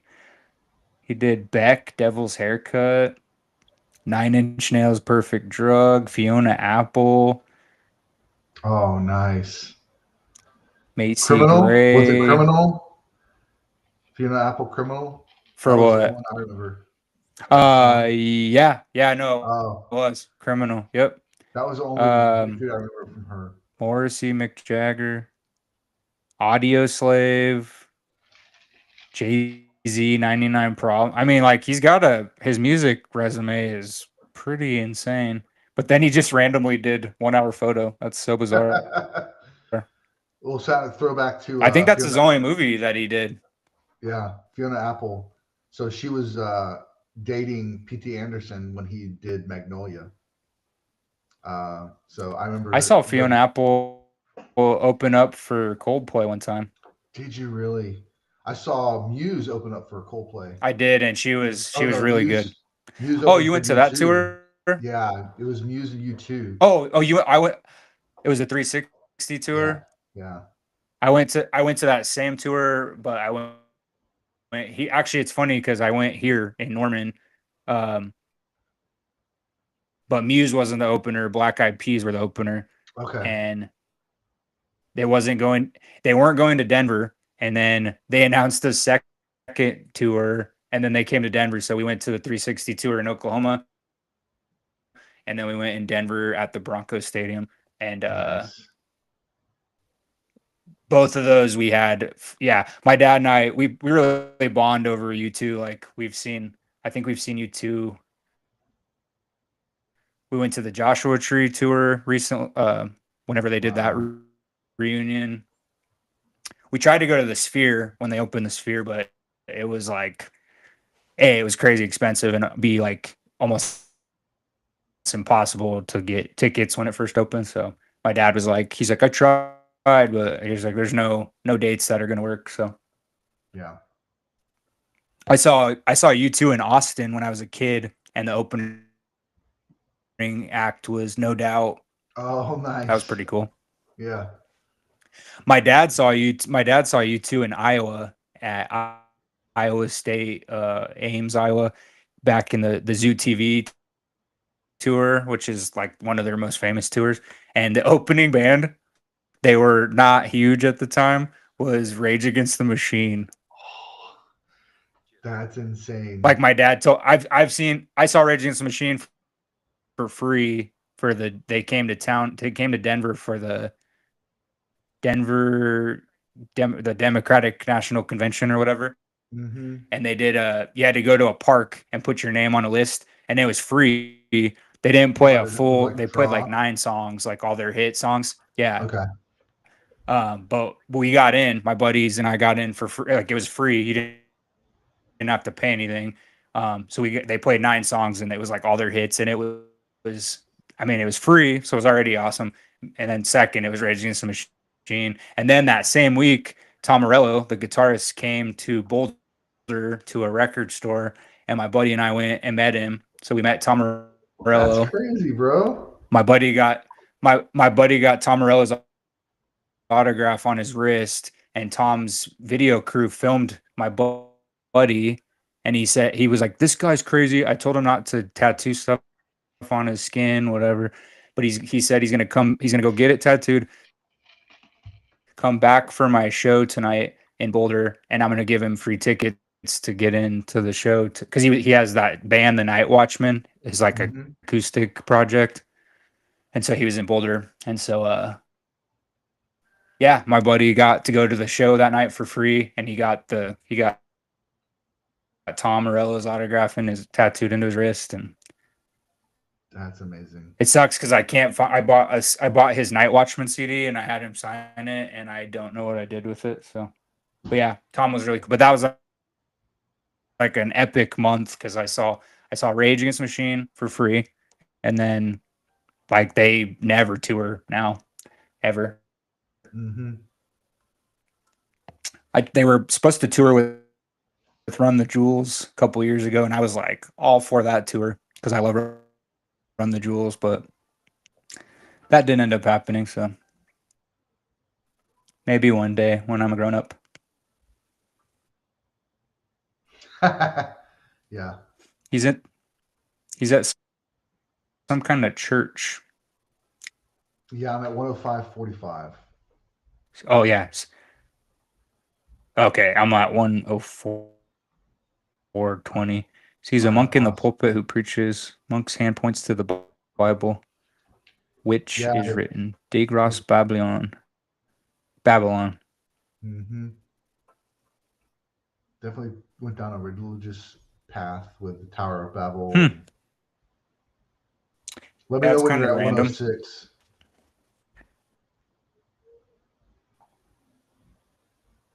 Yeah, I'm just getting to 105. Oh, okay. There's the giant Metropolis tin person. Mm-hmm. Bicentennial Man. Yeah.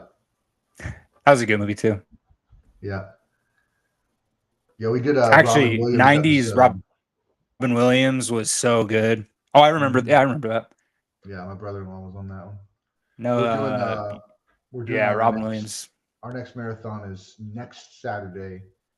We're doing the I think I talked about it on the podcast, but we're doing a Groundhog Day again marathon. So it's movies that have the repeat. Edge of Tomorrow and Happy Death Day and Palm Springs. So 3 movies related to like you're watching them. Yeah. Or are you watching them live? No, I'm just watching them here, just at the house. Watching them and having a marathon. Yeah. Yeah. I don't know if I have to figure out how to, because I've thought about trying to stream it to like at least a watch along, but like we're just sitting there watching the movie. I'm not kind of talking through it or anything, so it'd be boring to watch. Right. Just watch them. Well, especially if some of them could either be somebody's first time watching or maybe like haven't seen one of those movies. Edge of Tomorrow, that movie. Mm-hmm. I can't believe we haven't gotten a sequel this whole time. I know. Well, so funny story. Okay, I'm at 106.28. Okay, I got you. Skip 30. Boom, nailed it. Yeah, you should be. If you had come earlier, you would be scared. He's looking at the statues, right? Yeah. Yep. So fun story is The Edge of Tomorrow was based off of a novel. Well, and then they changed the name from the original novel to Edge of Tomorrow, and then they didn't like that, so then they, after release, they started doing the trailers that was Live Die Repeat, and now they've have it marketed as Live Die Repeat: Edge of Tomorrow, which neither of those are the name of the book. The name of the book is All You Need Is Right. Kill, and they just released, it's in theaters now, the animated version, Japanimation of All You Need Is Kill. So go check that out in the theater if you've got time this weekend, or and you're not holed up in trying to avoid the ice roads. But check it out In the because it's weather, yeah. epic. Yeah, it's epic. It's an epic story, and of course, having Tom Cruise and Emily Blunt in it gave it a lot of gravitas, as my friend John Rocco would say. You watched the Schmodown, right? Did you watch the movie Trivia Yeah, Schmodown? yeah, Yeah. Okay. Any other movie yeah. trivia fans? I love that thing, man. Oh, I was so sad when they had to shut it down. Oh, it's so fun. Yeah. I remember there was one. Yeah, I There was miss. one They used to have a ton broadcast of there. shows that were like that, and now they don't. Hmm. Yeah.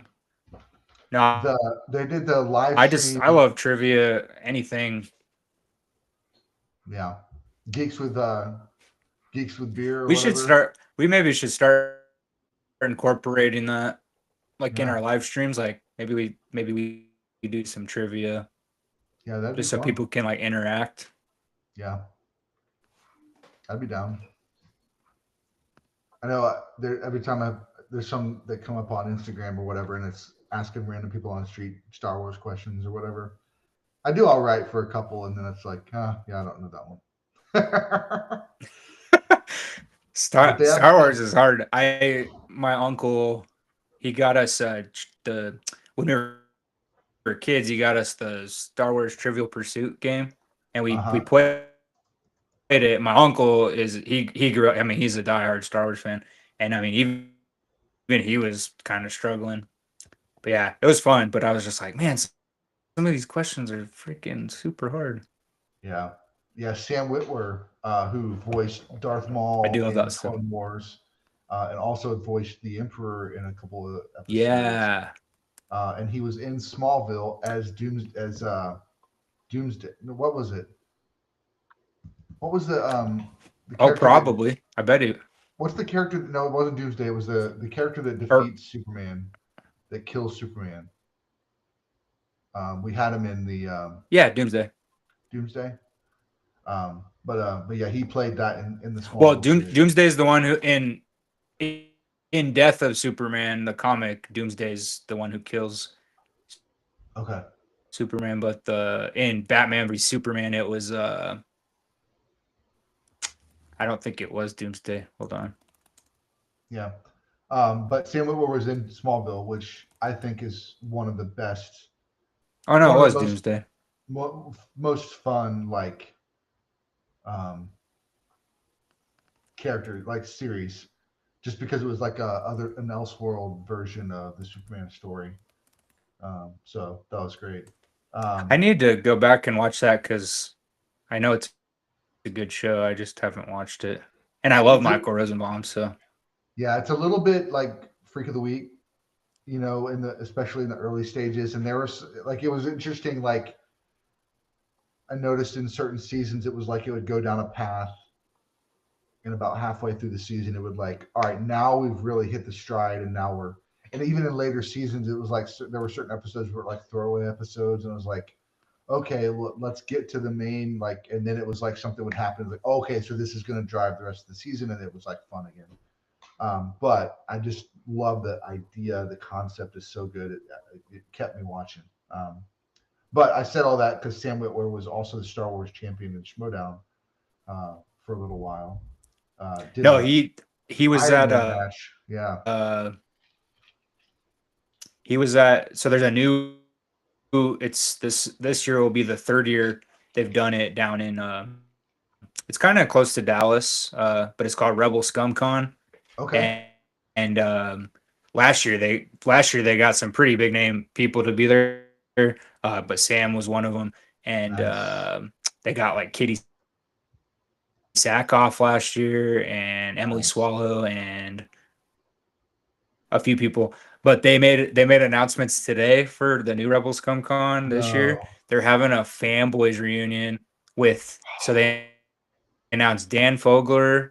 They announced the kid who played speaking of Superman, the kid who played Jimmy Olsen in Superman Returns, Wow. and he was also in Detroit Rock City. He's the main kid in Fanboys. But yeah, apparently they're gonna do like a Fanboys reunion, which is awesome. So I love that movie. That is awesome. Where's that? And Where's that based then out they of? announced some other.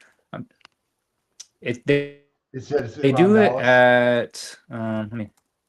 yeah, it's technically they do it in August. So this year it's August 7th through the 9th. This is the third year they've done it. But I think this year is going to be their biggest one. They do it at the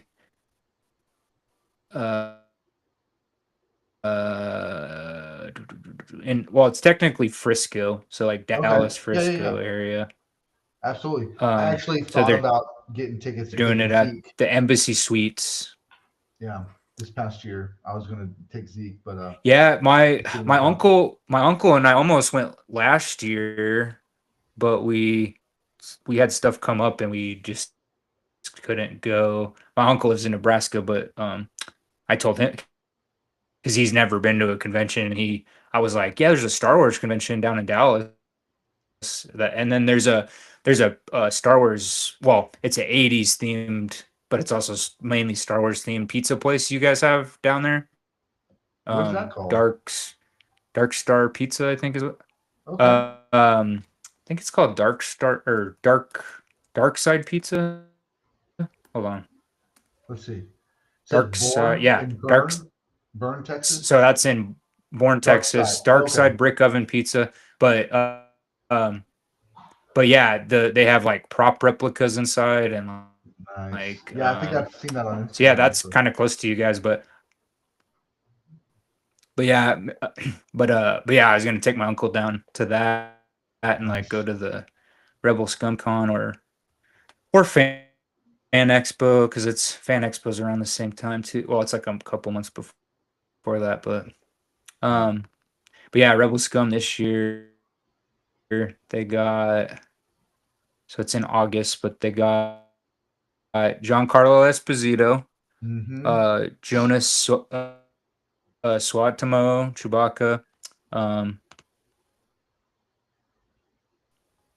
oh yeah, Kyle Soler. I know he's kind of big. Looks like they got Yeah. a first time United States appearance. Last year they were supposed to have a guy make his last ever appearance, and then they don't have all the guests listed because they just made some announcements today, but they're Okay. definitely having some fanboys reunion. Nice. I haven't even heard if Fan Expo Dallas has made any announcements yet. The only one I saw was they announced the four hobbits from the original The trilogy. the Hobbits, yeah, Yeah, that was they've all I've been. seen I so think far. they're doing pretty much all the cons this year. Nice. Yeah. Oh wow, 25th anniversary. Jeez. Yeah, I know they just did that this past weekend. Oh, Was so I wonder if they're gonna get. they did Wonder if they're gonna the get Ian McKellen and yeah, that'd be awesome. But they just had the trilogy well, in because he theaters this just did a past weekend signing. for the like Friday Oh, was that's the right. Fellowship, Yeah, Saturday was Two Towers, and Sunday was Return. I yeah. wasn't able to go. I wanted to, but that's a long time away from the family and from Kristen. Like 4.5 hours, 3 times over the weekend. It's like that's a lot. That's a lot to ask of my family to bail on being present for a movie series. But what we're planning to do is Right. with Lord of the Rings is I'm gonna try and split it up into like episodic, like 45 minutes, like episodes. And I found a Reddit at one point that outlined like how you could watch it as a mini series. So I'm gonna try to take them through that.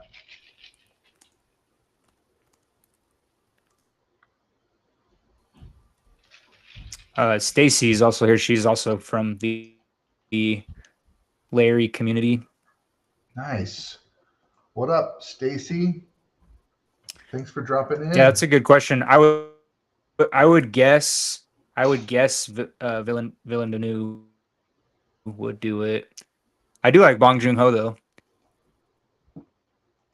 Actually, his Metropolis would be Oh, nice. Great pretty epic. question. But I feel the scope of it would be Denis. He'd probably be the closest one to do something like that. Maybe yeah, probably him. It just depends on how heavily visually it would be. I mean, obviously Denis would probably be the number one choice, but you could also get Yeah, visually.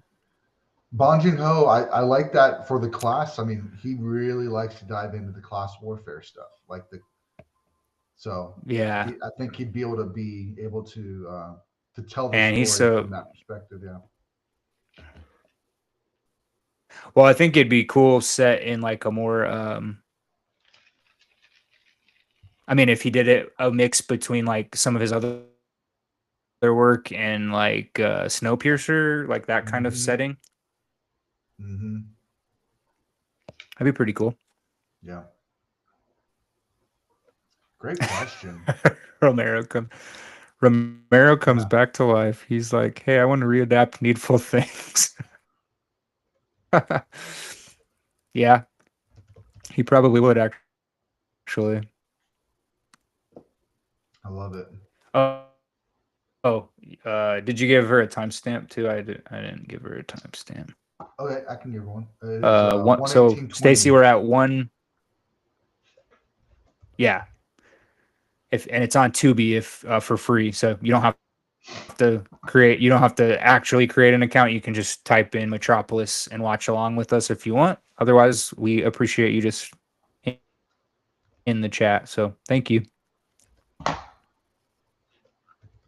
Yeah, that was a good question though. Yeah, Denis would probably. I mean, anything that's like a cityscape or like a big scope like that. I Yeah, could. for sure. You know who actually comes to mind just because of their version of Great Gatsby. Boz Lerman. Uh-huh.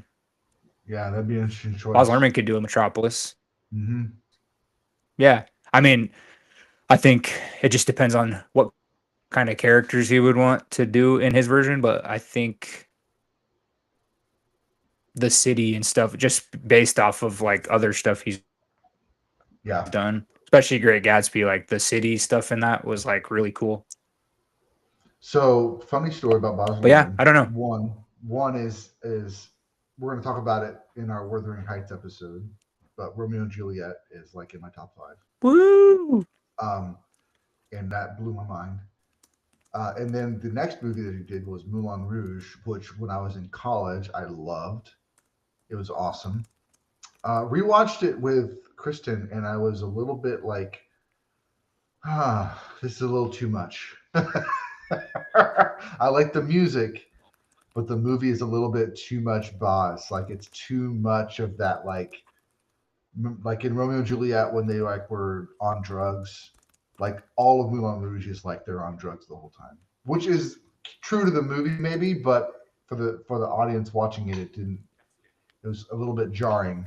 So Kristen didn't like the film, but it was in my top Mm. 5 films of like love stories of all time that we did last February. But I don't know if it's going to be in my list top 5 going forward. It was just really tough to watch because I remember the movie, I remember the music, I remember the idea, the concepts, all beautiful, but the actual movie itself was a little bit too much for me watching it again. So Right.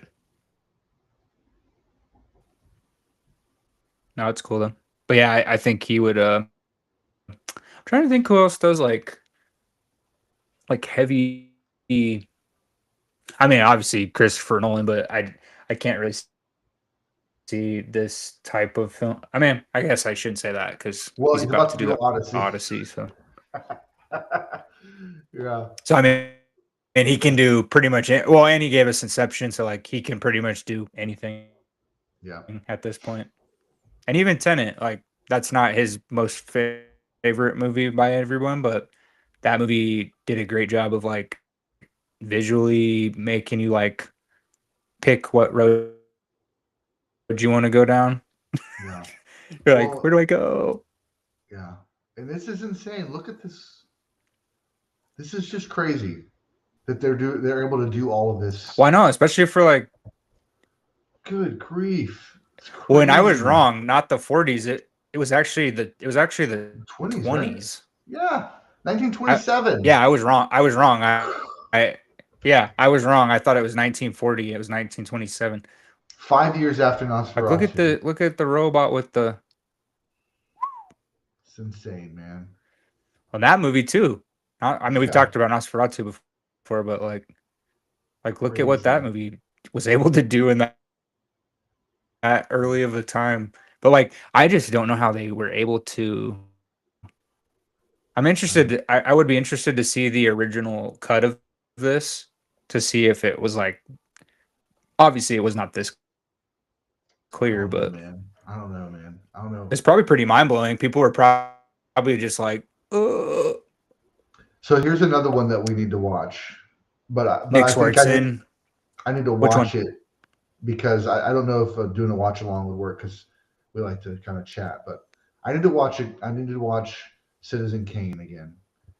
I've seen it one Oh time yeah, and yeah. Same here. it didn't like I didn't understand why it was so Yeah, it. right, but Yeah, no, you're not the only one. Like, there's a bunch of movie cinephile people that I watch, yeah, and they've even said like they don't hate it, but they're just like, I don't understand why people say this is like. I get that there's certain shots at the time for like the time that it was that are pretty amazing shots, but like yeah, other than and that, I don't. I It's so long. yeah, and I think that the reason that it's on everybody's favorite list is kind of like how we've, like in our Sam Raimi episode coming on Monday, I put Evil Dead 1 in my top list. We put Spider-Man 2, but Sidekick put Spider-Man 1 as his number 1.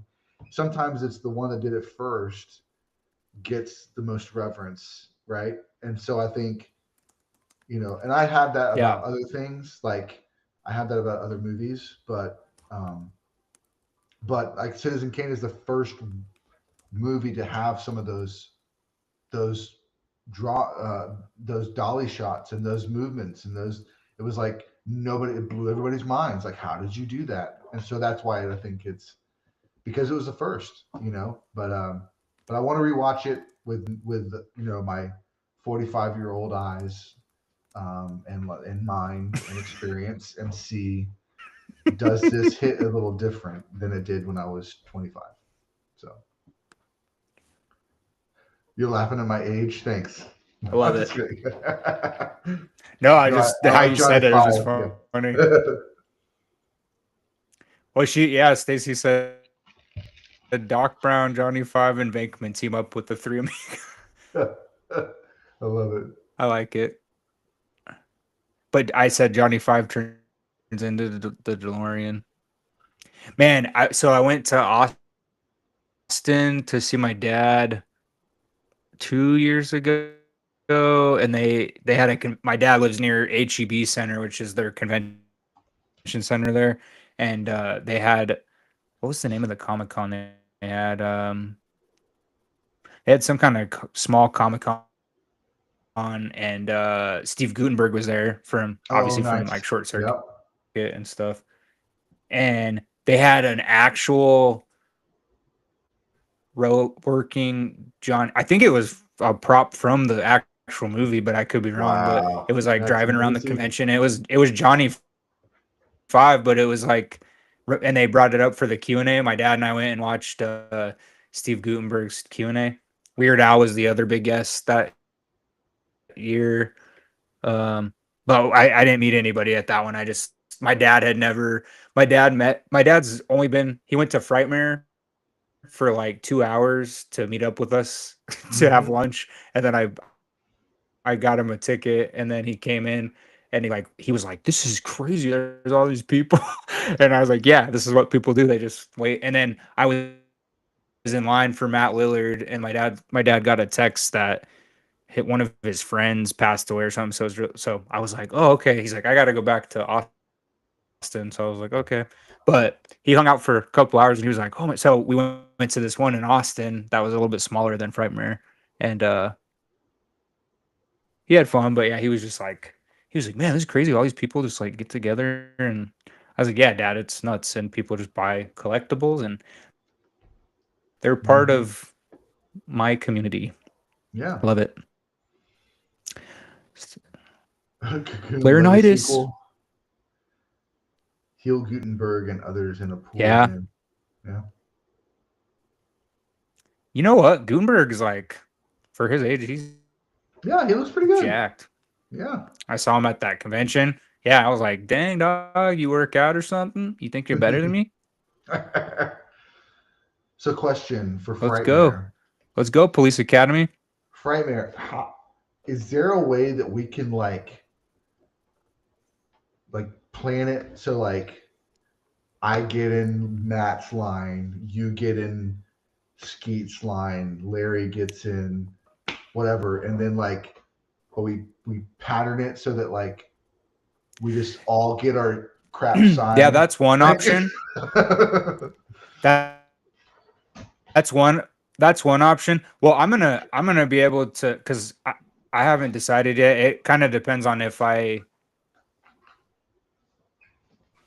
gonna sell some stuff and then I'm gonna try to get like something else, like because I don't know if I'll have the sub job for the next few months.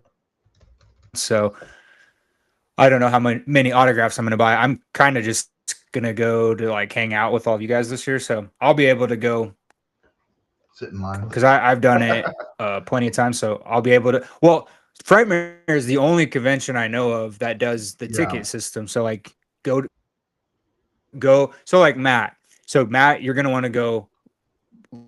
Like I already have Matt's autograph, but you don't have it yet, so you're gonna want to go to him immediately. Like either day, you can go. Hmm. You could even wait till Saturday, um, I'm planning to take but or Friday Sunday off even. Like so I if can you get in line with want to. Tommy like Uh, really quickly. So we'll be there. yeah. Well, also, yeah, and then I learned my lesson after the first year. I went like I'm waiting for them to announce what the movie's going to be this Alamo Drafthouse because Oh yeah. they usually do an epic to like kick it off Thursday night. So if they announce an Oh awesome, well, shoot, I mean, they'll probably do. They'll probably do Scream again, which I already went to, but that would be fun. yeah. Um, well, unless they do. Oh, oh man, maybe they'll do Halloween 3 because they're gonna have a Halloween 3 reunion there. That'd Hmm. be fun. Um, but anyway, I'm waiting to see what that is because I usually get tickets to the whatever the movie Yeah. is, and then I like to go to that to kick it off, and then we usually hang out with Jess's family or whatever, and then um, yeah, we'll figure it out. But Frightmare does that really cool ticket system. Like no other cons Hmm. that I've been to do that ticket system, which I don't know why they don't because it makes no sense. Because it's amazing. It's so nice. Like you can just get a ticket and oh yeah, Larry Yeah, definitely.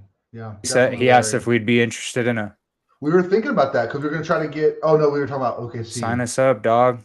Yeah, let's definitely do We're a stream yeah, for Frightmare. we can do a stream and then we can also do Let me we're see. definitely doing a bunch of stuff. Like there's so many people that are gonna be like Yeah, content creators, other channels. we need to figure out who's gonna organize I think that we're and gonna what. have we're gonna have close to like 30 people, I think. Yeah. I mean, I don't know, I'm just guessing No, you're yeah, no. right now, but Let's see. Danny Trejo. You met him, right? I did. Yeah. So Stacy, real quick, my buddy who lives here in Oklahoma City. Well, he lives in Moore where I live. He's like right around the corner. My buddy Donovan. He's from Brendan's, the Horror Green Books community. Um, he offered to pay for my ticket to go to GalaxyCon last year. Danny Trejo was there and Jason Isaacs was there. And he had a couple of items he wanted me to get signed because he had to go out of town. So he gave me this giant machete, an actual machete, like a crazy looking one, to get Danny to sign. And then he had a wand that was already signed on the case by Daniel Radcliffe, a Harry Potter one. And then I got Jason Isaacs to sign that. And yeah, it was awesome. But when I was waiting, fun story, I was waiting in Danny Trejo's line. And when I was getting up to the table, my son and I got up close to the table. We heard somebody from behind us come up and they were like, "Yo, Danny, what up?" We turn around and it's Mario Lopez. So Mario Lopez comes over and like, gives a high five to Danny Trejo at his table, says hello. And then while I'm next up in line, another person comes up and says hi, and it's Greg Nicotero, who's going to be at OKC Horror this year, but he comes up because they work together on From Dusk Till Dawn, and they've been longtime friends. So that was really cool. But yeah, Danny's super awesome, super nice. He's getting a little bit up there in age, but he loves his fans and he's really cool. So I hope you get to meet him, Stacy, because he's pretty awesome. Stacy said, "You, Larry, and I are on a submarine for a month, and you each get paid $20 million, and you can watch as many movies as you want, but they have to be movies with comedies with boats. Which movies do you choose?" Down Periscope. 20,000 Leagues Under the Sea. Oh, that is a funny one. So they have to be comedies. Comedies okay. with Well, Jaws is kind of with funny. boats. Yeah.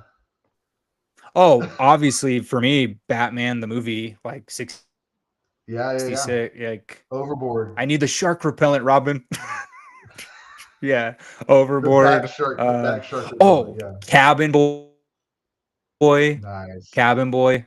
I'm definitely throwing Cabin Boy in there. What's the one with where he's the pirate? Where Cutthroat Island. I don't think it's comedy.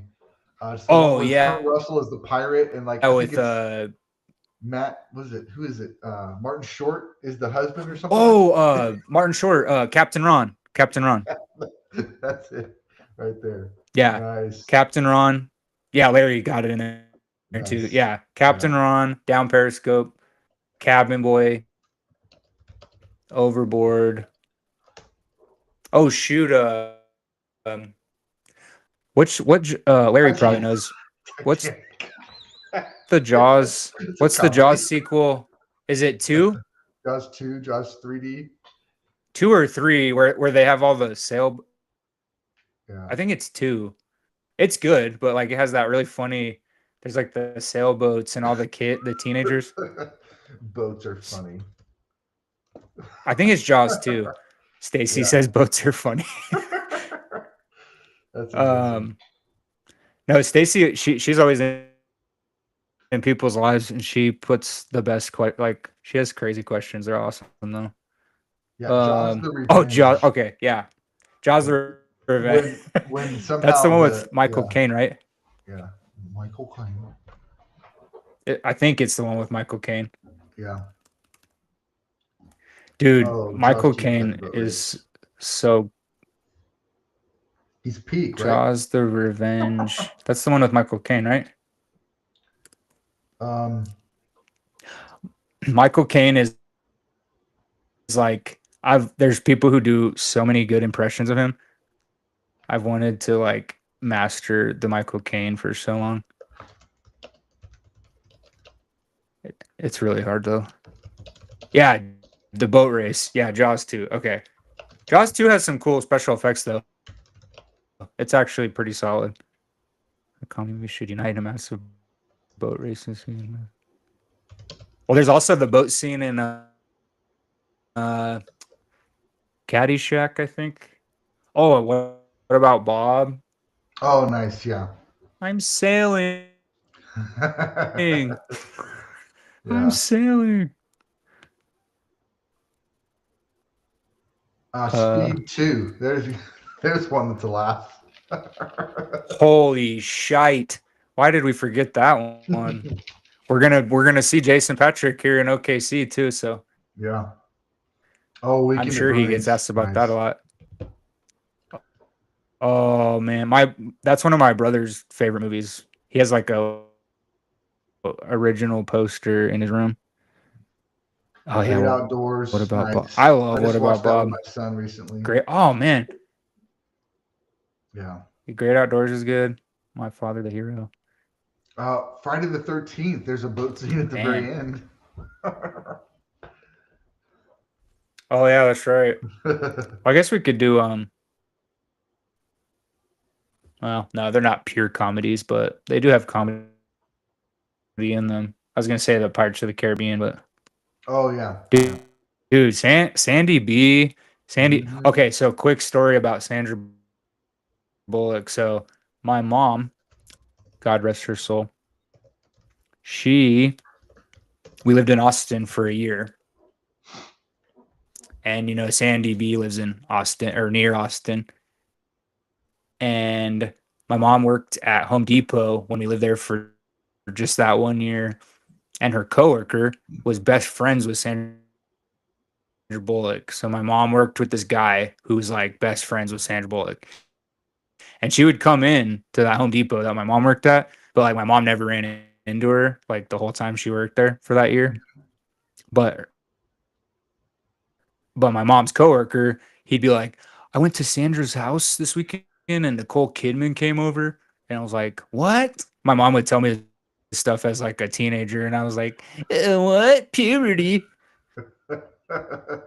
And then, yeah, but yeah, she said she's like super, well, he said like Nicole Kidman is one of the prettiest women in like real life that he's ever seen. He was like, she didn't even look real, Yeah. but she was really nice. But yeah, my mom could have met Sandra Bullock.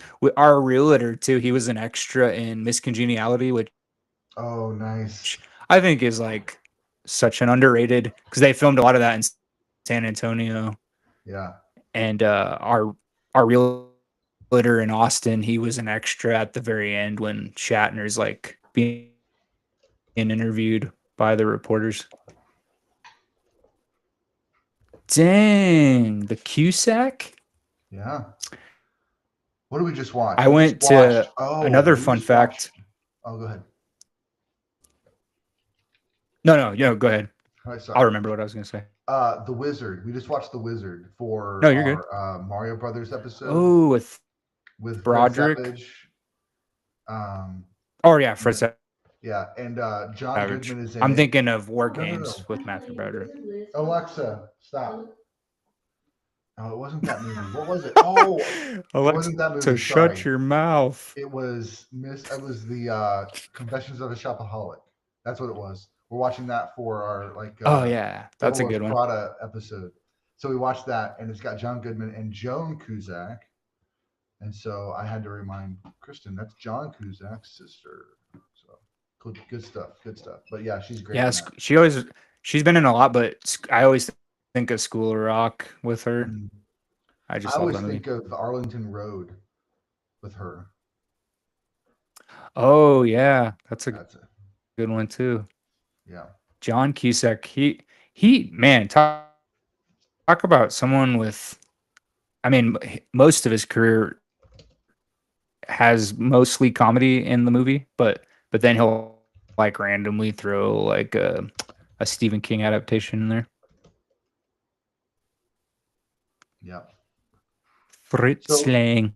so Larry, are you down for Tuesday, May 19th to be on our live stream for Scream? It'll be our Frightmare Prep live stream. I think we can make that work. That'll be our anniversary, Papa Goss.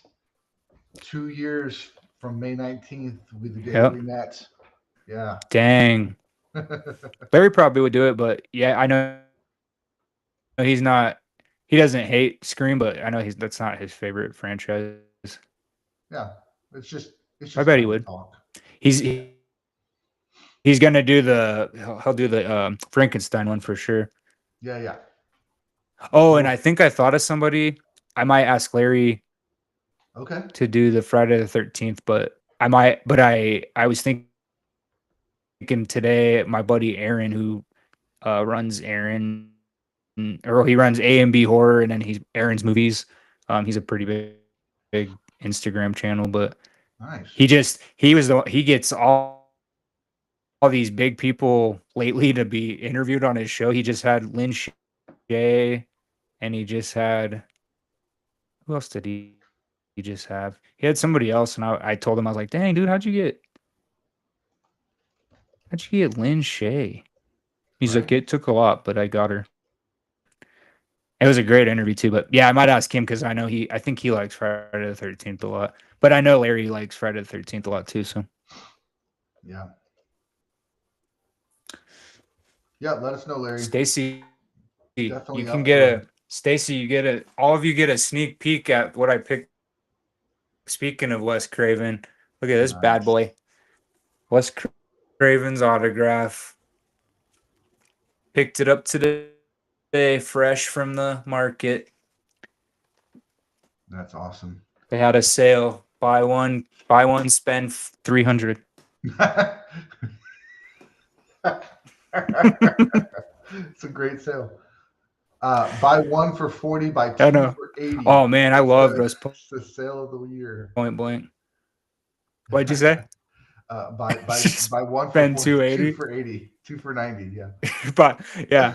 um, Well, I don't normally go to Hobby Lobby for my frames because not that they're bad. I just like they're usually sure. cheap, but Michaels always I go into Michaels when they're doing the like buy one get two free frame sale or the whatever. And then if I need a different color mat, I'll just get it on Amazon or something.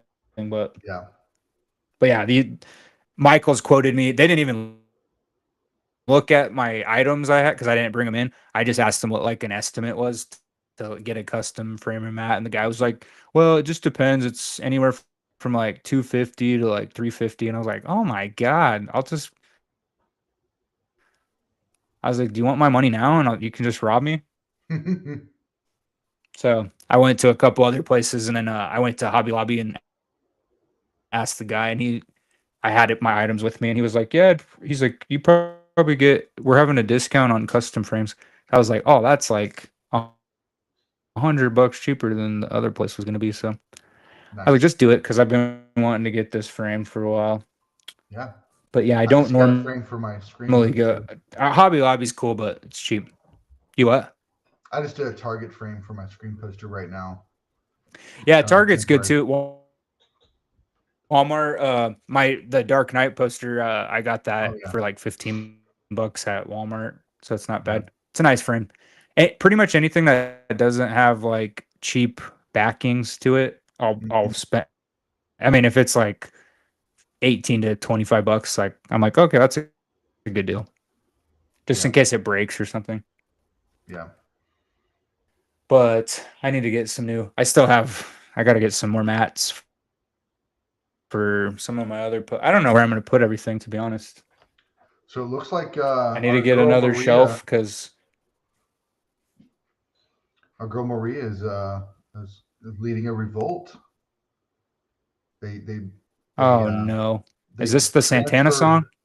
they transferred her consciousness to the robot, so the robot could be human, and Oh my. now she's They're going leading to a get trapped on revolt. the elevator. Maybe Dang. Must be Rammstein or something. crazy.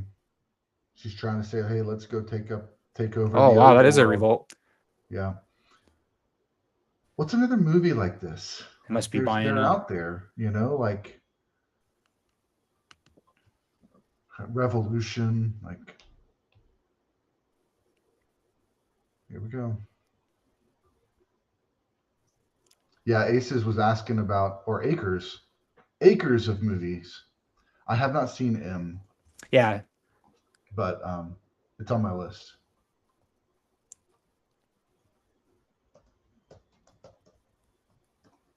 be hilarious if you 1931 comedy. should be a must Yeah, watch for any it's just cinephile. mind blowing that this came out in 27. That's crazy. Yeah, yeah. 27.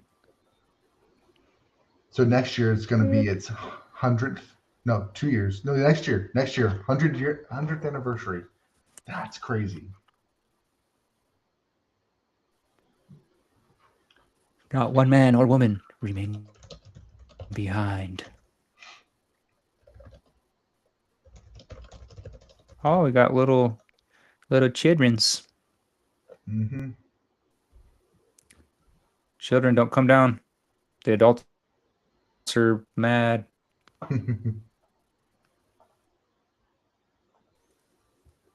Got mad cow.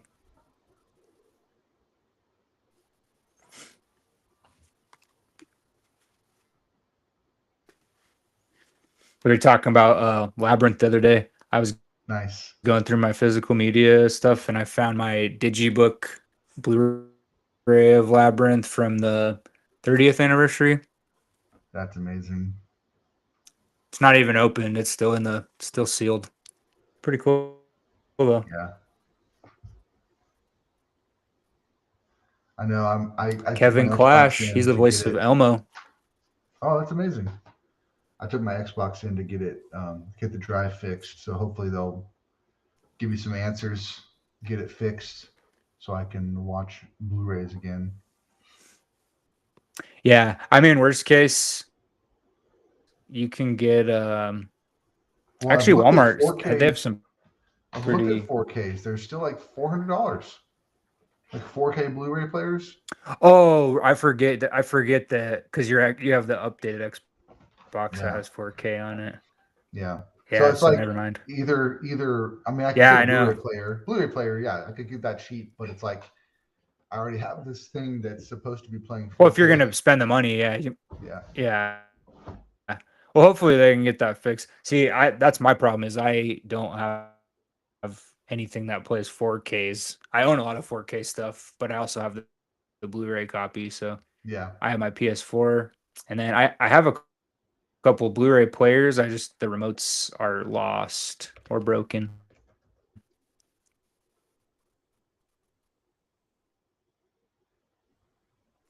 Yeah, Kino's a good company.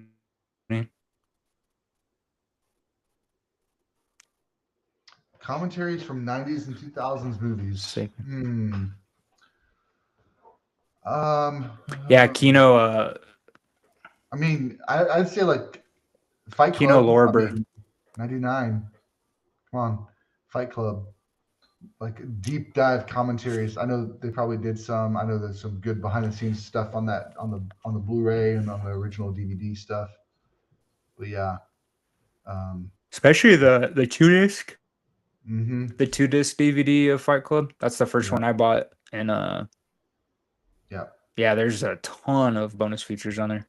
I need to No, yeah, see if I have those DVDs still. Stacy's talking about Kino. Mm-hmm.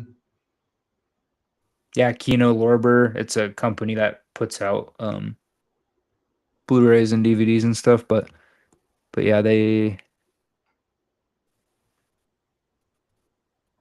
how will you see Devil Friday 2 and how will you see the most Saturday Doomsday Devil's Day Plan. I keep forgetting there's a second Devil Wears Prada that's coming out. Yeah, That's so odd. yeah. Well, It'll be just interesting. such a random year to put out a sequel. Mm-hmm. It's like, did we ask for a sequel to that? Not that it's a bad movie. It's just like, was that high up on the list to be like, let's do that? I don't know, Man, but we'll people are going see. crazy. Yeah, they finally People are opened the going gates. nuts. Now all the workers are are crashing in on the upstairs, folks. So they built this Open the robot to give gates. them, yeah. We're gonna flood the city, the workers' city, if you destroy the machine. Um, they built this Oh man, machine this guy's screwed. to help. I feel like they built the machine to kind of keep them subdued, but doesn't look like it's doing its job. So that's the robot Do your job. Maria, and then the other Maria just got on the elevator in my where I'm at. The real Maria. Maria.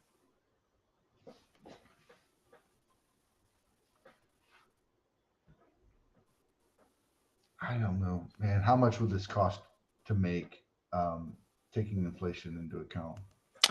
Nowadays, Probably crazy. mm, well, yeah, it depends on who did it too, but yeah, probably.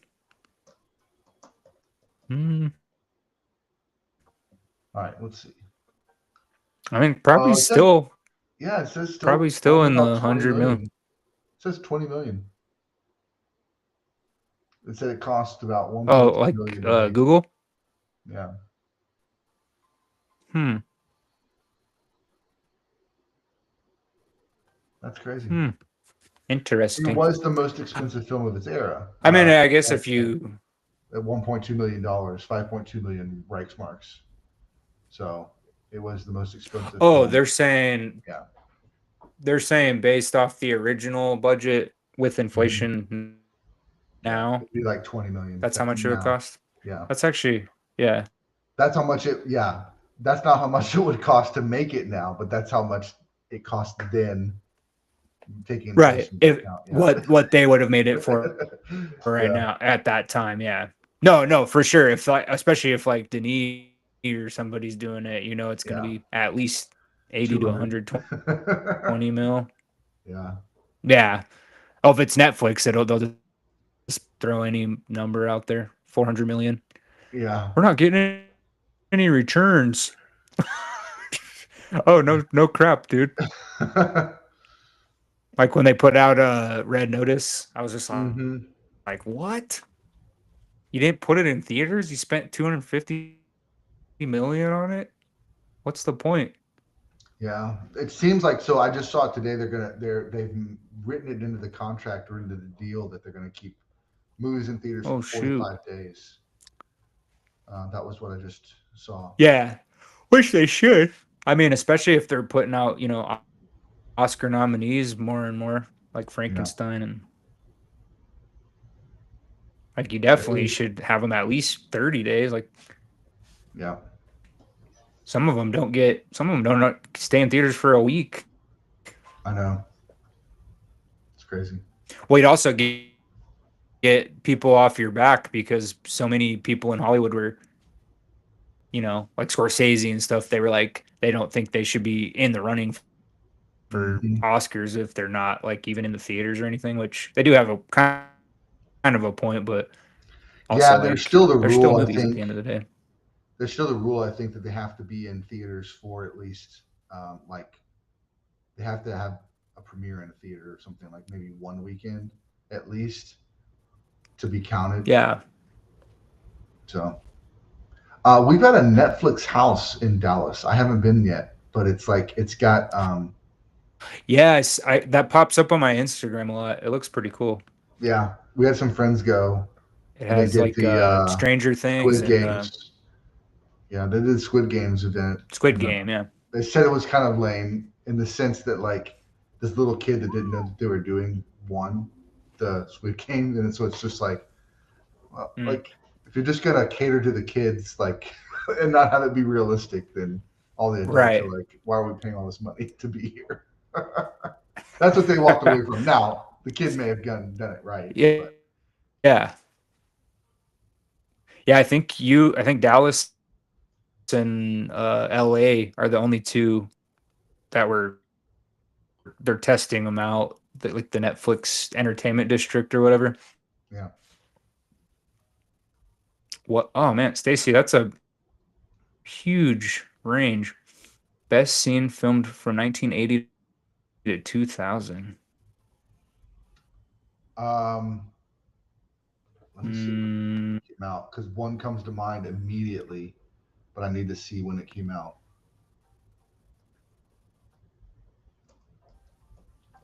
well, the coolest scene. Yeah, it wasn't out yet because that was 2008. Oh yeah, mine was 2008 also, but it's probably not the same one. Dark Knight. No, Oh, I was doing the semi truck flip yeah, only because they actually flipped a semi truck. Like that's right, crazy. yeah, Plus that scene in the theaters, that scene was like you could hear a pin drop, like when the truck flipped, like it was dead, like piercing quietness, like hmm. with a little bit of Oz and like gasps. So So that's I why moved that scene's so epic. But I moved to Dallas in 2007, and I think the first movie I saw at the IMAX theater here was, let me see when Eagle Eye came out. Remember that one with Shia LaBeouf? oh yeah, that was a good one. That was 2008 Yeah. also. Oh, the apartment scene in Well, Eagle I'm just thinking the Eye. IMAX because I went and saw Eagle Eye in IMAX as well. But I think The Dark Knight was. What I the know that heck? I saw The Dark Knight in IMAX at the Cinemark here in Dallas, in the full IMAX, and all the outside shots were the full 4-story tall, 70 millimeter IMAX, and literally every time it went to an outside shot and it was 70 millimeter, like the whole theater just kind of gasped. It was amazing. Um, so I mean, there's some great Well, stuff in that. there's been some. I just clicked in 1980 to 2000 for IMDb, and it has like the 100 best movies, and it's actually funny because the number one movie was Jurassic Park as rated by people, Sure. and I was gonna say like that movie when it came out in '94 or Yeah. '93 or whatever, like nobody had seen Yeah. realistic stuff like Yeah. that. Matrix is on this list. That Yeah. movie was pretty groundbreaking. I was gonna say Um, like the bullet time, like the first time you see Neo dodging bullets, like yeah, Matrix. that was crazy. Uh, there's some other cool Oh, ones, huh? Like Tron, 1982. Like that was pretty. the lobby scene The in special Matrix, effects were man, pretty crazy. crazy. I mean, everybody copied that. Oh yeah, Everybody for copied sure. that after that. Like just the way that they shot the Um, shells falling out of the machine guns. It's just like insane. oh, and then like Back to the Future had a lot of stuff that was cool. I mean, there's a lot. Indiana Jones. Um, Hmm. Great what question else? though. Yeah, Yeah, I mean, and that's such a wide. Oh, Jaws. Jaws was. Oh no, that doesn't 70. Yeah, count. That was 70. 75. Yeah, Yeah. that was. Uh, Uh, a oh, The Predator at Shining, 1987. 1980. The Like that Shining. had some cool stuff. Come on. Oh yeah, The Shining. Yeah. Oh, 82. Thing. The Thing. I mean, I still Yeah. think that's one of the best special effects ever. The Abyss. James Cameron. Mm-hmm. That was like the first time they used the Industrial Light and Magic. Was like that was one of their Okay. first big films they Nice. did, where they made 3D effects in a I guess in like a 2D setting Okay. for like a scene. Yeah. Oh yeah, The Fly, 1986, that had good visual effect. Fifth Element, 1997. Yeah. I still haven't watched that one I with mean, Chris. there's just been that's a huge Yeah. night. Which one? The Fifth Element. Which one? Fifth Element. Yeah. Oh yeah, it's such a fun one.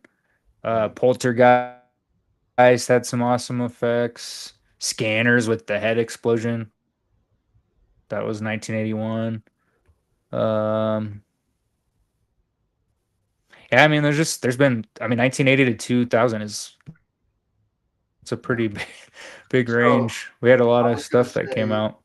my movie Gremlins. from 2008 was Hunger. You know this movie? Have you heard of it? It is Oh, David Bowie. no, this one's with Michael Fassbender, directed Michael by Fassbender. Yeah. directed by Steve McQueen. And there's a Lee Daniels scene or Steve there's a McQueen. I mean, not Lee Daniels. there's a scene Yeah. where it's just like it's a very long just dialogue scene where they come in and they're just talking. And that came to mind because I was thinking of Inglorious Bastards with, Christoph Waltz. That scene comes to mind as being like this most epic, like crazy scene. So I was trying to think of another one that was, because I knew Inglorious Bastards was not in the, earlier than 2000. So I just wanted to try to see what this movie, but it was 2008, so that didn't count in the question. But that one's a brutal film, man. No, Steve McQueen does that's a some good brutal films. movie though. Yeah. Oh yeah. I mean, when he's worked with Fassbender a lot, so Hmm. Yeah. Like actually, three I think most or well, four of because his he movies. did 12 Years a Slave, Hmm. Shame. Hunger, 12 Years a Slave, Shame. Yeah, Shame was yeah, yeah. rough. Like we watched that one and it Shame messed was us pretty. up. Yeah, It messed us up. that one's intense. Yeah, I mean, Hunger was pretty crazy too. Yeah. Um, His performance is really good in it though. absolutely. So it looks like But he yeah, had Fassbender's the man. another movie come out in 2023 called Occupied City. It might be like yeah, it's a documentary. Um, Oh, and then Blitz in 2024. Um, which one? it's called Blitz. It's got Saoirse Ronan. It looks like Hmm. it's period drama. I actually thought of him the other day, like thinking like, I think it was because of Martin Luther King. I was thinking of watching 12 Years a Slave, um, and like so he came to mind, and I was like, oh, he hasn't done anything since Widows. So since I was looking it up, I thought I'd check it out. But he did come out with a movie in 2024. It was just not advertised or announced or anything because I've never heard of it. Right. But it looks like they're trying to escape the city. The water is flooding in to the workers. They're getting out of there. Yep. Yeah, it's crazy. Some of the reels go like real crazy, and then they go back to being clear. Hmm. Yeah. It's definitely, I think that, and then of course, like you Dang, look also at saw that like city just flooding. the scenes where it's like it just does text. It's like they probably had script, but they didn't have film anymore because it wasn't preserved in the cut. Right. Reels were missing.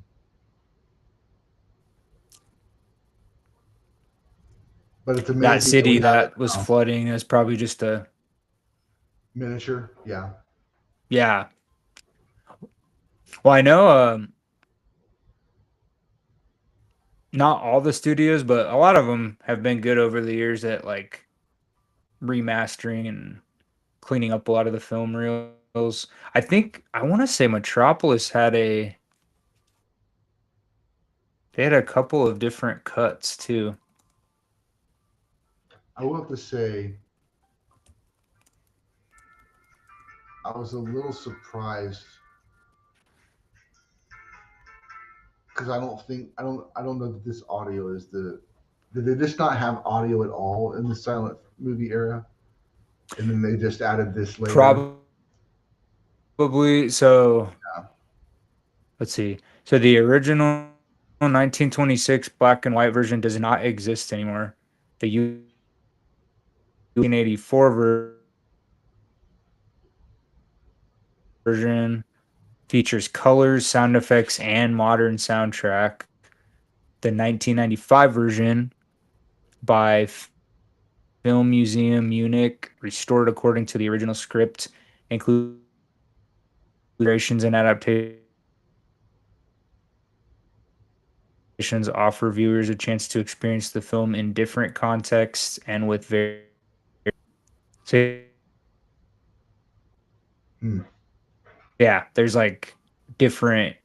They're not different versions, but they're like different cuts of the movie, which is crazy. Yeah.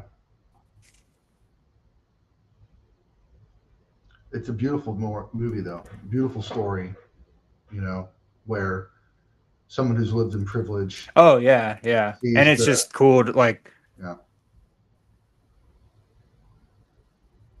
yeah, film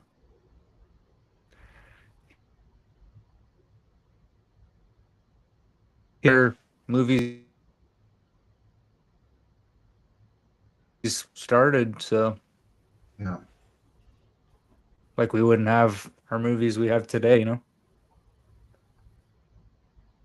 Everything got flooded. Oh man, they're so devastated.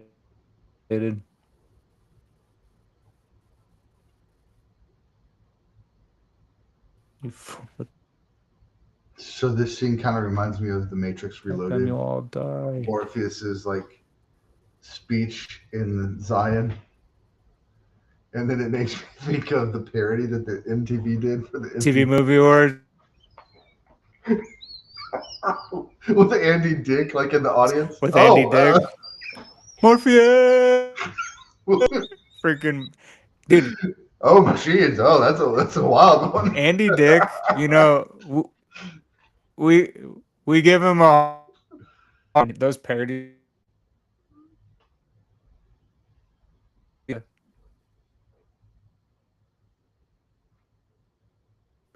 and then Jedi that came in was, but he Yeah, was like changed him out in the prequels to like a CGI. yeah, He was like, so funny. hmm, hmm. And then he was like, don't. And then he asked him a question. He's like, don't. I will get a headache. But yeah, the William Scott hosted, and they were in the they were having like a rave.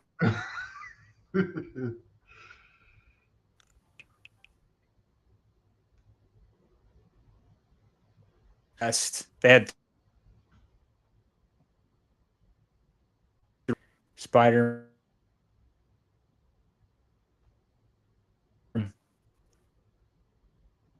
Yeah. as Napoleon. Batman Begins. Italian.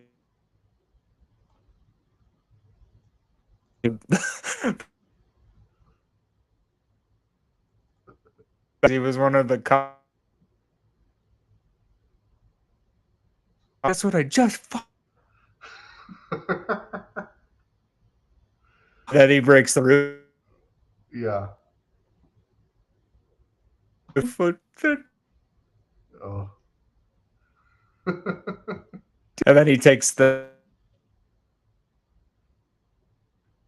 mask off, and it's John Batman. He's like,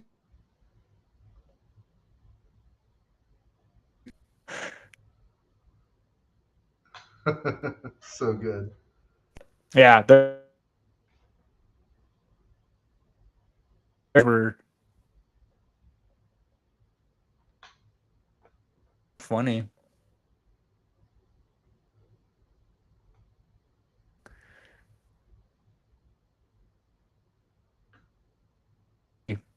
Or Hmm. TV movie awards. Dick. Yeah. Uh,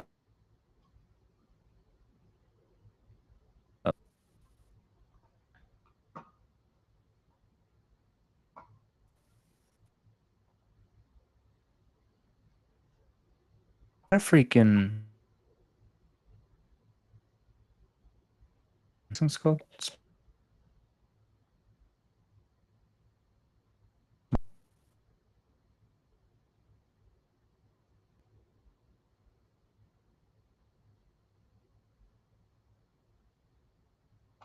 crazy.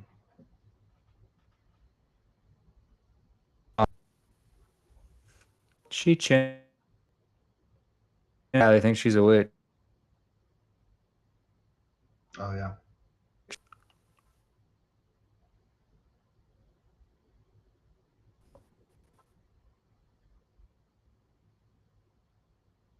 Yep. Getting run out of town.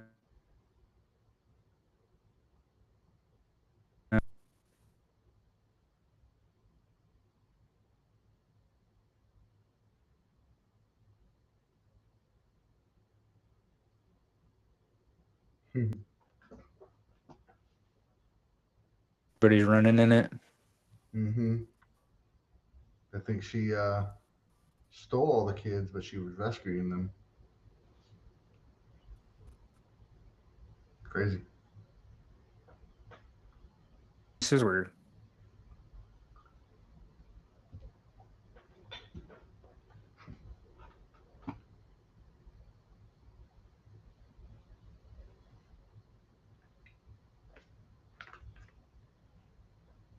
Oh, we lost Josh.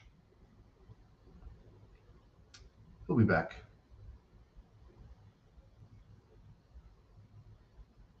The scope of this film, man, is just so epic, so crazy.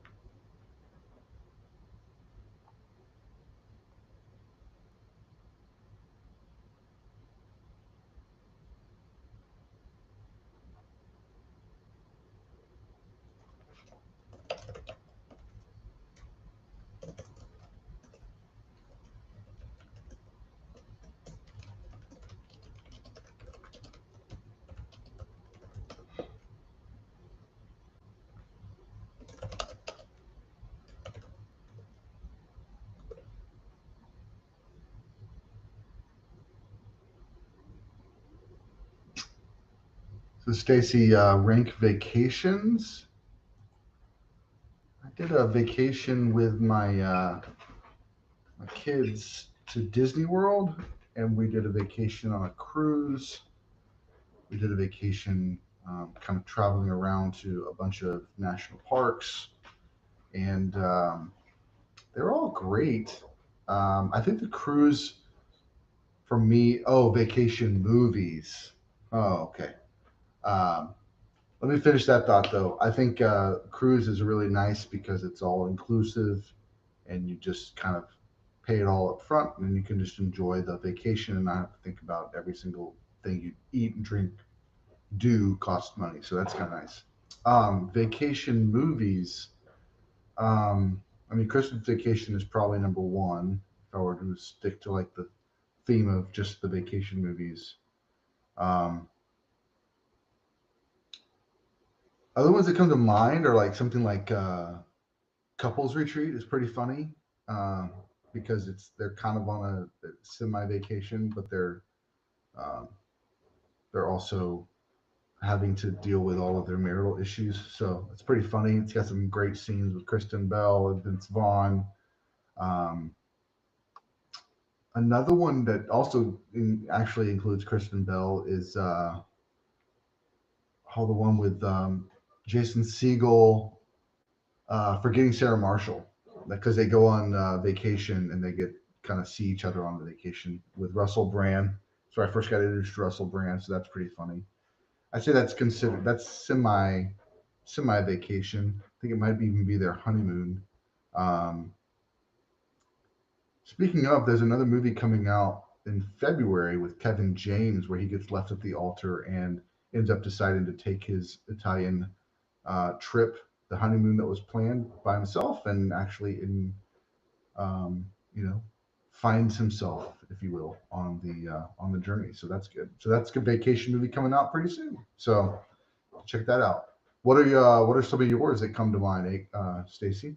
What's some vacation movies that you enjoy?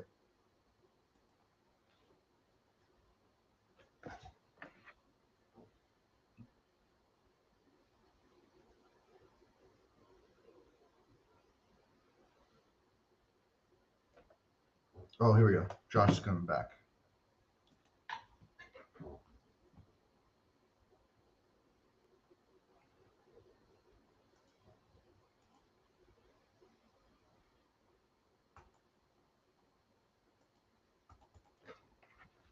I'm trying to let him in.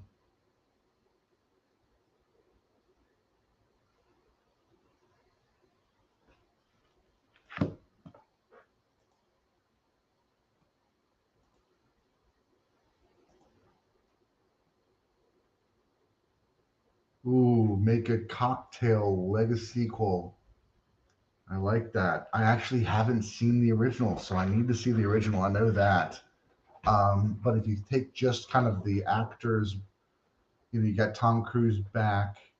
Let's say he's training, maybe he owns a bar chain, a restaurant chain called Cocktail. He owns Cocktail now. Um, and so he's got some young up and coming bartenders that are not taking it as seriously as he wants them to. So let's see. Maybe you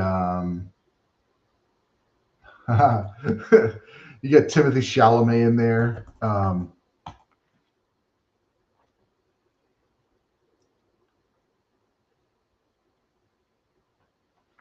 Maybe that would work. I mean, the one that comes to mind too, but they were in Top Gun together, so it doesn't make sense. But Colin Powell, or what's his name?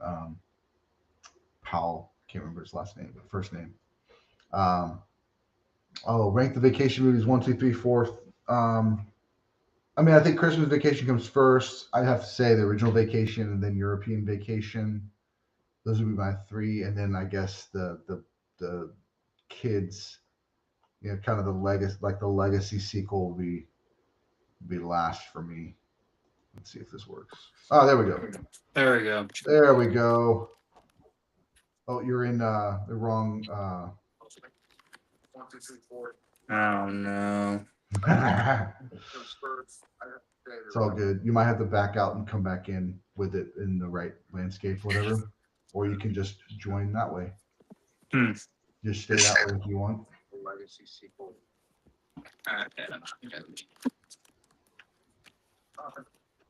Interesting.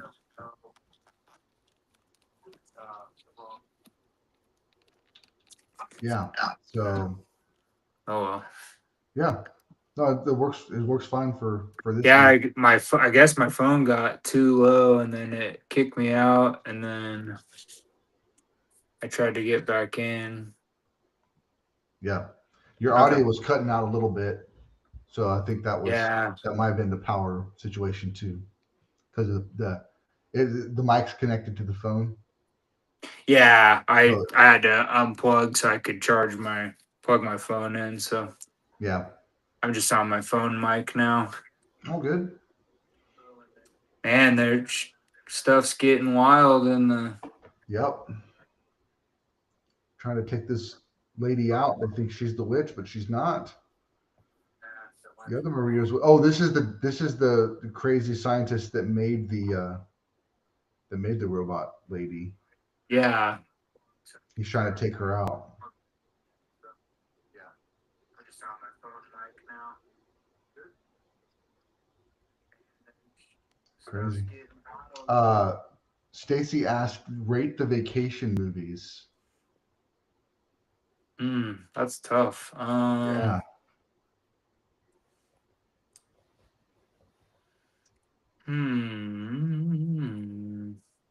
And I'm assuming we're just talking about the Chevy Chase ones, right? Mm-hmm. Uh, yeah, I'd probably still put the OG one at number one. I mean, Christmas Vacation's pretty great. Um, I really like European Vacation a lot. Ooh, Vegas Vacation. That was the fourth one. I Oh couldn't man, Vegas is good too. remember. Yeah, I'd probably do original, then Christmas, then Vegas, and then European. Nice. So yeah, just what Stacy did. Yeah. Yeah, same. I did Christmas. Um, I do Christmas um, original Euro Vegas. Oh wait, was European before? I thought Christmas was number two. Am I tripping? I'm not sure. It looks like in her ranking it is. Yeah. Oh no, she said then Christmas. She said Christmas is three. Interesting. See, so Vacation 1983. Oh, European was before European was 85. Christmas was 89, Nice. and then Vegas was 97. So actually, yeah. So mine would actually go one, three, four, and two. Nice. But yeah, those are great movies. Great movies. Yeah. Actually, Yeah. What? National Lampoon's had a lot of fun ones back in the day. Mm-hmm.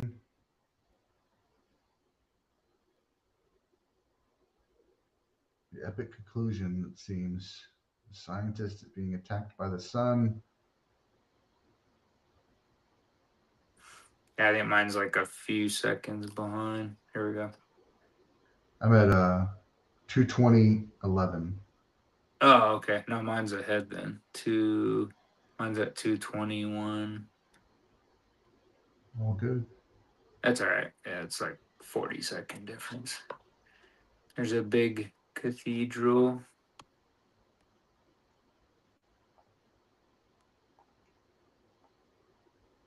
Yeah, that's pretty cool. Wonder if that's like an actual cathedral or like a set piece, because that's pretty cool.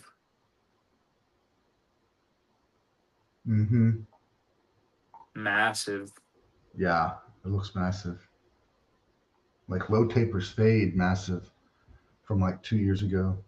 Did you ever hear that meme? Yeah. Yeah. Yeah. The boys were all about that when that was going on, Oh, man. I'm sure. And we actually were at NASA in Orlando, and there's a huge where they like stage the shuttles. So it's this huge, massive building, and we put a low taper fade like haircut on top of the building and posted it on Instagram. It's like this building's massive.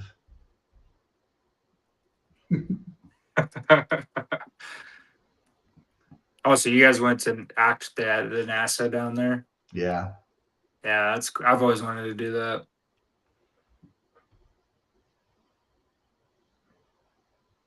NASA. Yeah, it's good stuff. It was fun.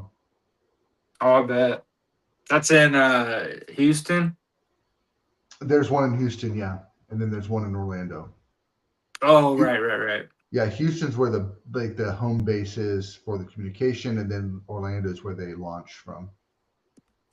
Yeah, either one would be cool. We've been to Orlando a few times, but we went to Houston when we lived in Austin for a year. Um, we went to Galveston.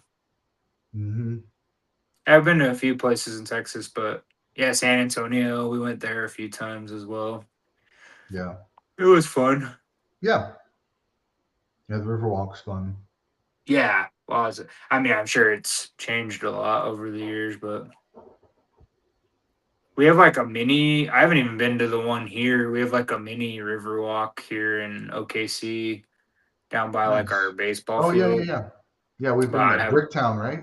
yeah, Bricktown, Yeah. and they're supposedly supposed to build an entertainment district down there pretty soon.